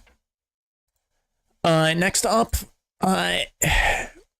Uchigatana, or katanas in general. I'm gonna be honest, I really don't like katanas in Dark Souls. They're insane in Elden Ring, but in Dark Souls, just like pretty much every dex option, bar a few, they're just not really that great. Dark Sword pre-2017 patches S for you. Yeah, that's pre-2017 patch, though, unfortunately. Also, I'm not ranking the individual weapons, I'm just ranking the list. And I guess, kind of in effect, as well, I'm ranking specifically the weapons that I used. If I was ranking specifically the weapons I used, then I would probably dip the Claymore down to A, but greatswords in general are just too good for me to do that. But yeah, anyway, Dark Souls 3, there's a lot of things that have bleed immunity, so the bleed effect of katanas isn't really that useful. The other problem with them is that they require, it's a dexterity weapon, and most dex weapons in Dark Souls games are just not really as good as their strength counterparts. Up next, axe. We used the brigand axe for this. Let's see, where is that? It's somewhere around here. Is this it? I think this is it. I think it's another solid B, to be honest, for pretty much the same reason as the other ones. It's a very solid option. You can use it at any point in the game, and it'll be a workhorse. But it'll get outclassed by, the bigger, more damaging variants later on. And unless if you're against a boss like Soul of Cinder for something or something like that, which really demands that you have very high speed weapons, it just doesn't really tend to be any better than heavier, more damaging counterparts. Okay, Sacred Chime. I use the Saint Tree Bellvine. I think it's this one right here. Yeah, because right next to it is a Saint Bident. Another F. As a weapon, it's useless. I'm gonna put it slightly above the Talisman because it does have that weapon art that allows you to put on a steady regen effect. But it's not really viable as a weapon. And miracles, like I said, offensive miracles just kind of suck. I had to take it against Aldrich because Aldrich was the only option that I had at the time that I rolled it that was really going to be something that I could beat with the miracles that I had at my disposal. And another thing about offensive miracles especially is that they require a lot, they require some heavy commitment into faith. Which makes it really not a very reasonable option if you have to diversify what you're doing like I did in this run. It was for this one weapon, and for that one boss that I actually had to use my respecs for the run. Because, I just couldn't do enough without it. Next up, Old Demon King with the Notched Whip. A solid D, worse than... Actually, I think I'm going to push the sorceries up to C, because that's not just staff, that's also sorceries, considering, the fact that, like, especially later on, sorceries can do damage, so it's probably a little harsh to put it in D, but, the whips in general definitely belong in D tier. There's just so much that you really can't do with whips. Whips are just not good. You can't crit with them, you can't backstab with them. The animation on whips is at least pretty fast, so you're not locked into anything for too long. But the damage on whips is also terrible. Curved sword is the next on the list. And for the curved swords, we did the funny, the sellsword twin blades, which I think by most measures is usually regarded as the strongest weapon in the game. There's really no drawbacks to it. It's got insane DPS. The stamina consumption on it isn't bad at all. These things can shred through bosses. They're also an absolute monster in PvP. And this weapon alone really brings up the entire curved sword class. There's not really a lot of reason to use any other curved swords except for maybe the Demon's Scar, which is actually a really fun weapon to use. It's pure fire damage. You can link the Discord server if you'd like. I'll have to add that back into the YouTube description at some point.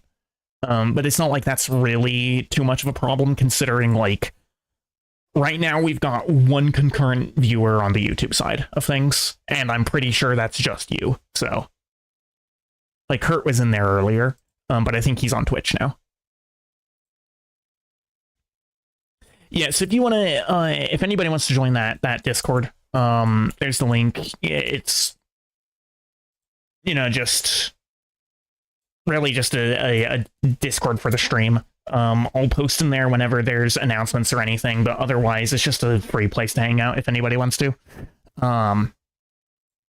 Anyway, going to the dancer, we had crossbows for the arbalest.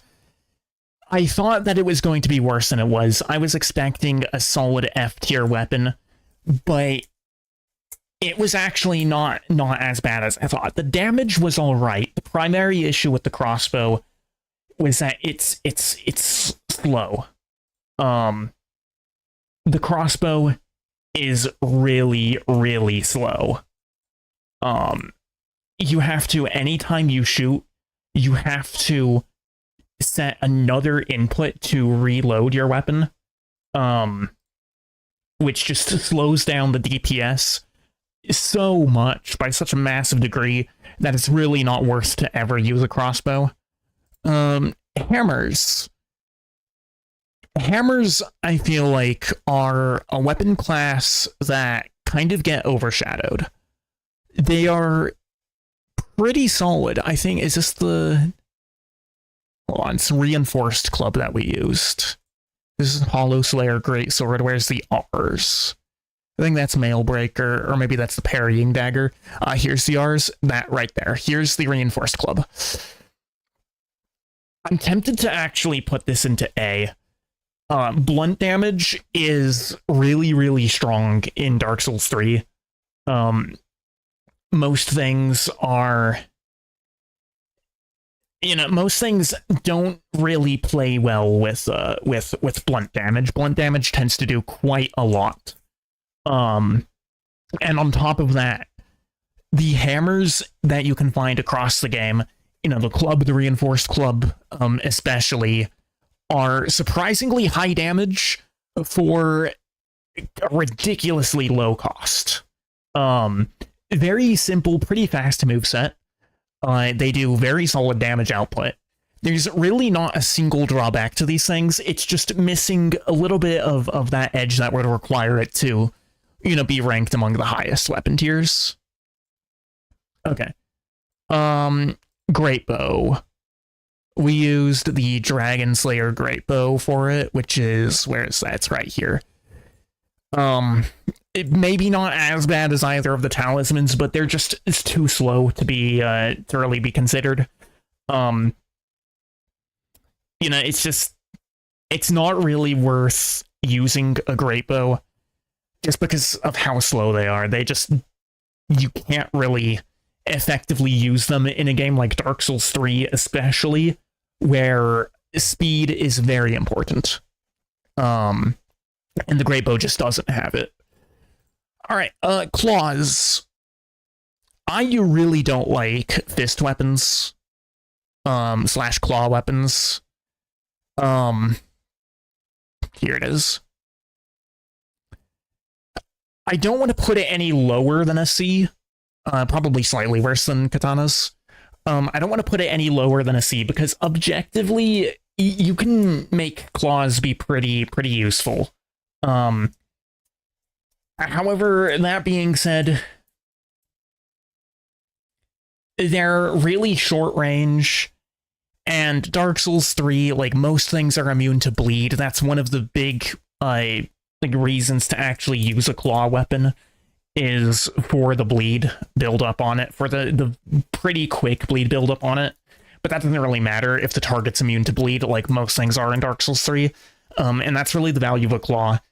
And if you take that away with bleed immunity, then, it's not really going to be that strong of a weapon class to use.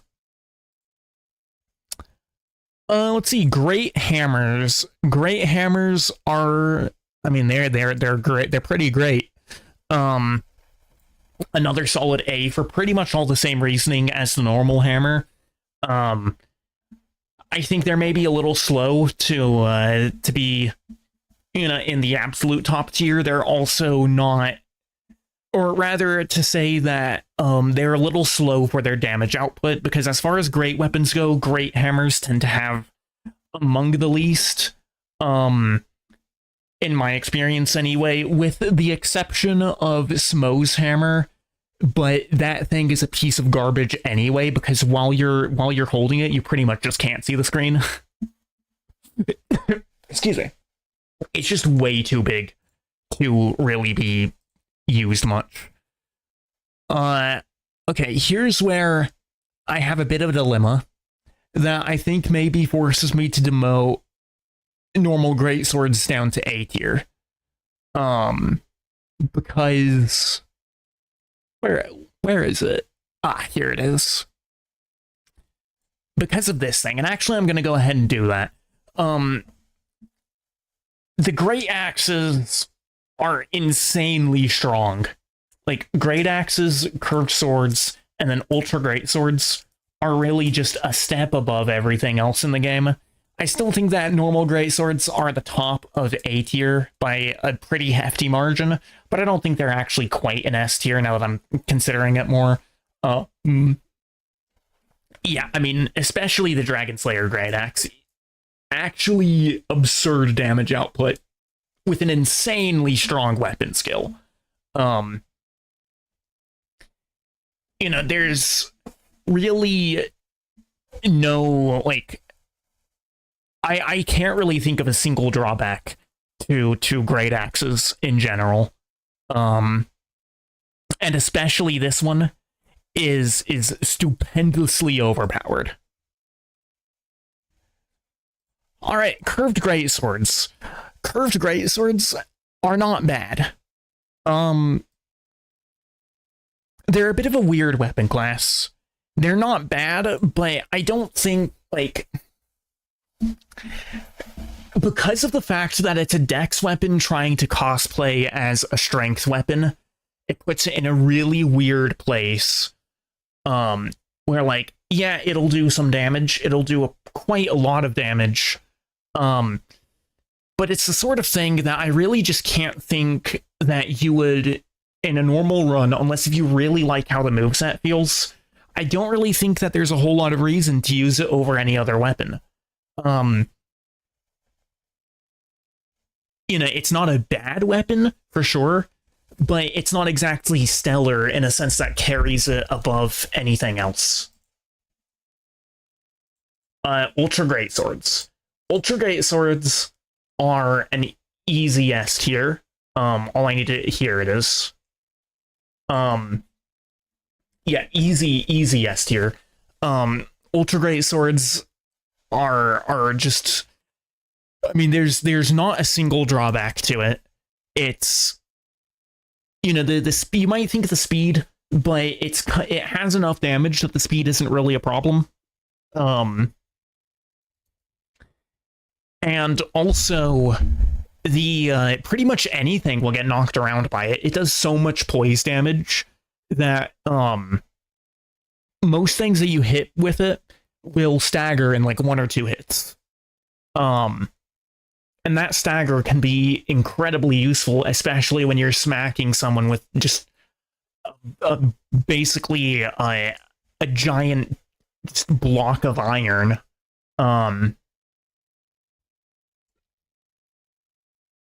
That can deal like upwards of 500 damage per hit if you've got it fully upgraded.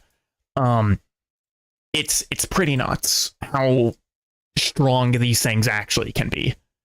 And yeah, like I said, I can't think of a single drawback to it. We have the shields next up, which I used. Where is it? Hold on. Small leather shield. That's what it's called. See, there's Valor Heart, so it's a little bit above that. Repeating crossbow. Oh, our shield's not on this list. Okay, shields are not on this list. What can I use as a substitute for that? I guess I can throw in Valor Heart as a substitute, even though it's not a shield. Actually, I don't want to do that.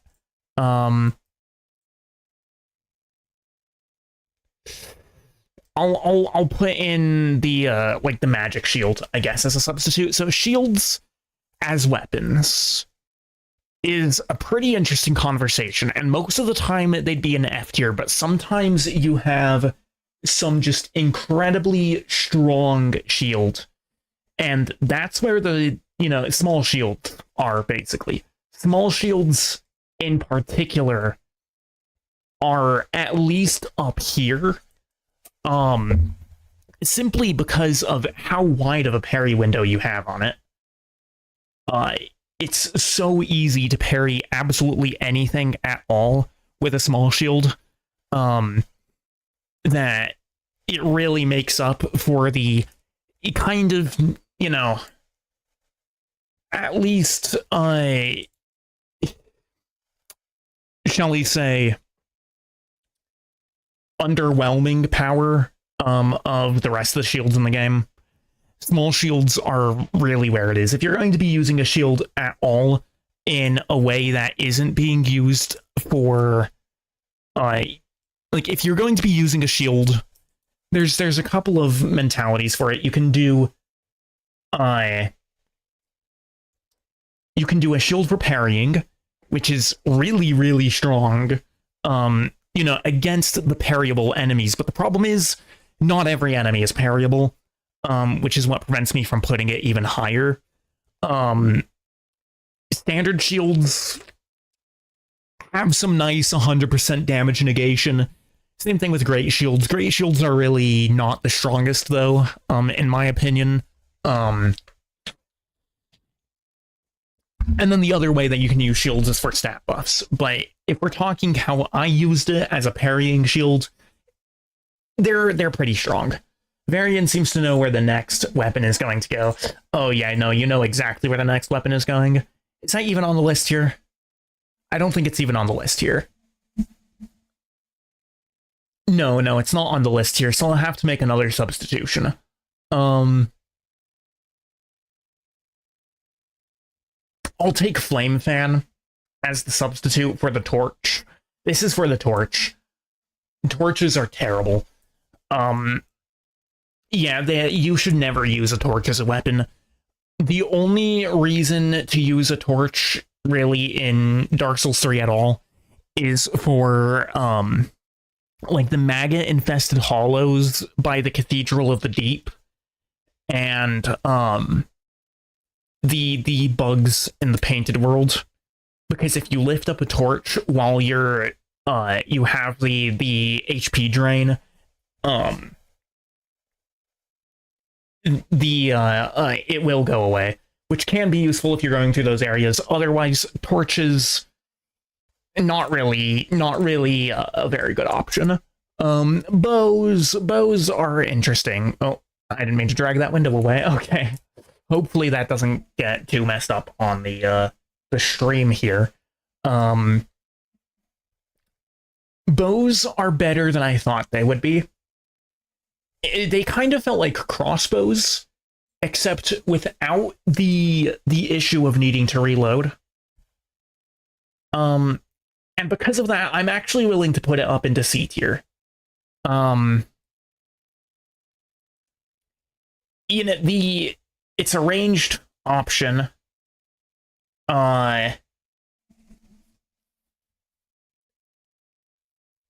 Which can be useful generally. You know, you don't want to use ranged, but if you can kite the boss, you know, it does a decent amount of damage. It does more damage than you might expect, especially considering the fact that I only upgraded my bow to +3.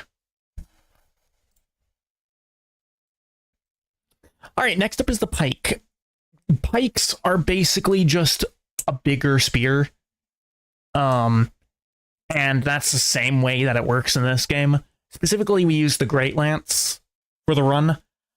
I think I'm going to have to put it into C tier. The moveset is a little weird. The moveset, I think, has a little too much forward momentum for it to be particularly reliable. The damage is good, though. It's not in C because of the damage. It's in C because there's too much forward momentum on it.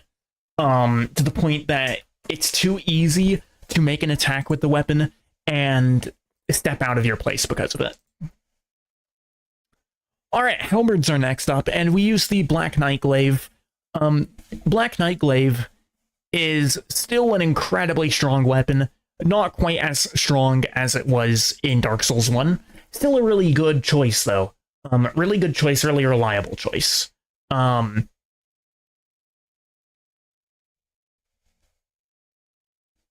You know, the weapons, the weapon, like the moveset is decent.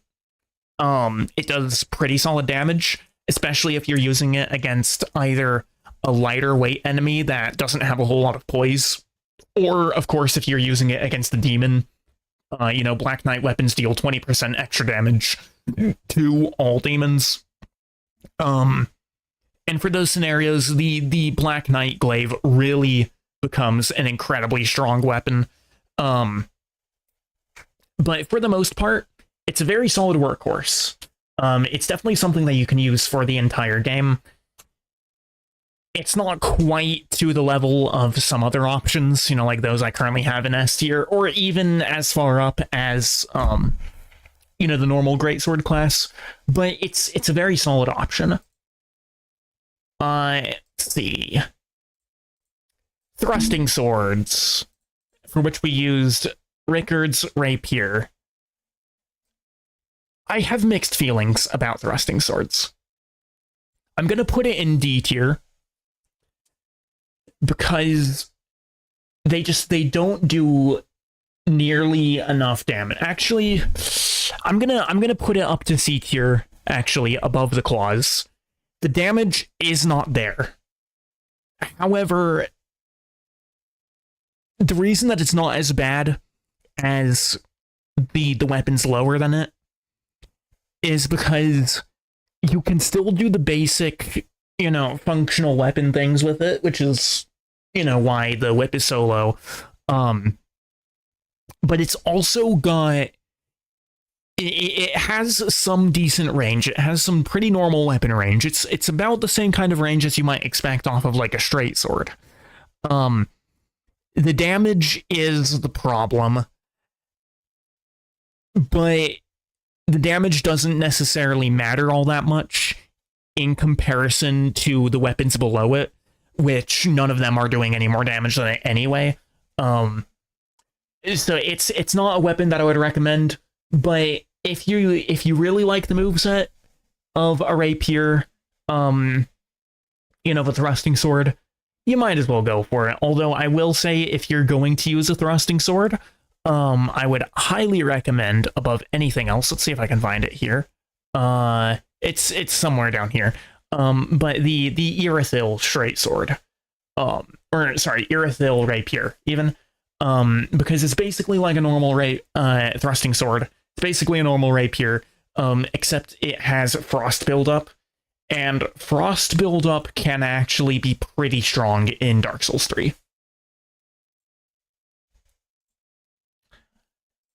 Midir with the dagger, for which we used the mail breaker. Let's see if I can't find it down here somewhere. Here it is.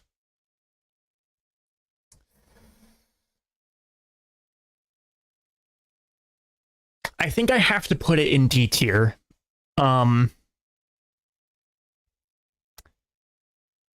Daggers have incredibly short range. They lack damage. They're not very good weapons. They feel pretty similar to how claws do. But the reason why claws are so much higher up is because claws can be a dual wield weapon. You can claws are a twinned weapon. Which means that you can use L1 to attack with both simultaneously, which drastically increases your DPS. The daggers are very similar in terms of the damage output. They just lack that edge of being able to be used quite in that same way. The other thing also is, like, daggers in Dark Souls 3 are used really either for being crit weapons or else for status buildup. And a lot of, especially the late game bosses, are immune to they're immune to poison, to bleed, to stuff like that. So there's not really a whole lot of value that daggers bring to the table. And last, but certainly not least, Reapers. Reapers in this game are incredible. They are actually really, really strong. Here's the Great Scythe. I don't think I can put it quite into S tier, but I don't know. For my personal preferences, I'll still put the Greatsword first. Reapers really don't have a drawback. They are incredibly fast for as large of a weapon as they are. They do solid damage. They have bleed buildup, which isn't relevant for the most part, but it can be solid on the bosses that are susceptible to being bled. And it's the scythe, the Reaper has incredible range to it. I was honestly genuinely surprised at how much range the Great Scythe ended up having in the Soul of Cinder boss fight. It was just incredible how solid of a choice that was for the final weapon of the run.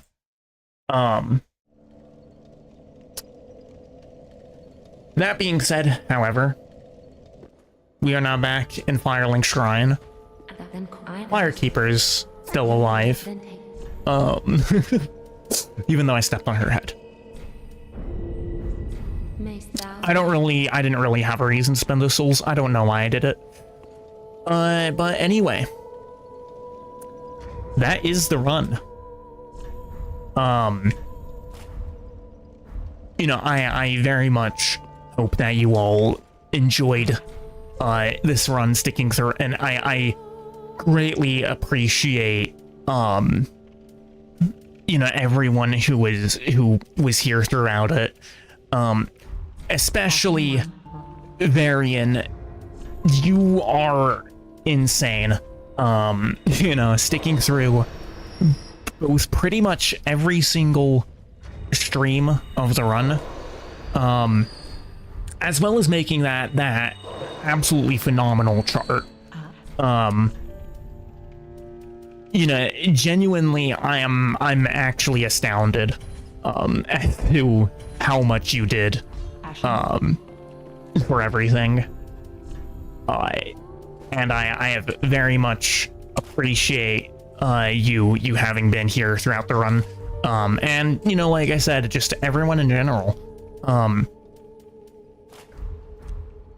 I very much appreciate the fact that, like, really anybody has been willing to stick with me through this crazy little run that I've done. And I do hope that I'll be able to see you all in the next run as well. I think probably what I'm going to be doing next is Dark Souls 1 Deathless. I'm definitely going to be attempting to do that. We will see how it goes. But I think that I'm good enough at Dark Souls 1 at the current moment that I'll be able to, with a bit of practice, I'll be able to eventually, like, actually do a deathless run on it with reasonable confidence. I've also got a couple of other runs that I've been theorizing doing. But until next time, like I said, once again, I very much appreciate everyone who is here through it all.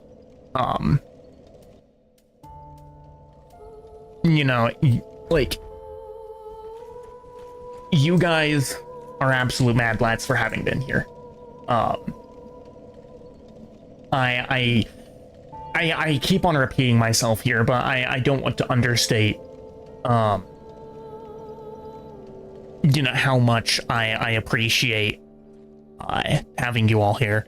But yeah, that being said, I will catch you all next time with a brand new run. As crazy as the Dark Souls 3 run was, it did need to eventually end. So I will catch you all next time. Adios. I will also, actually, just before I end stream here, I will be making a video, like an edited video of the run, that'll be uploading over on my YouTube channel whenever that is finished. So I will real quick just grab, here we are.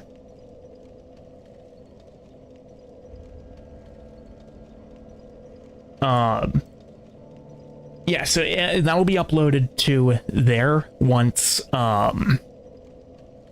it's all done and everything. And yeah, until then,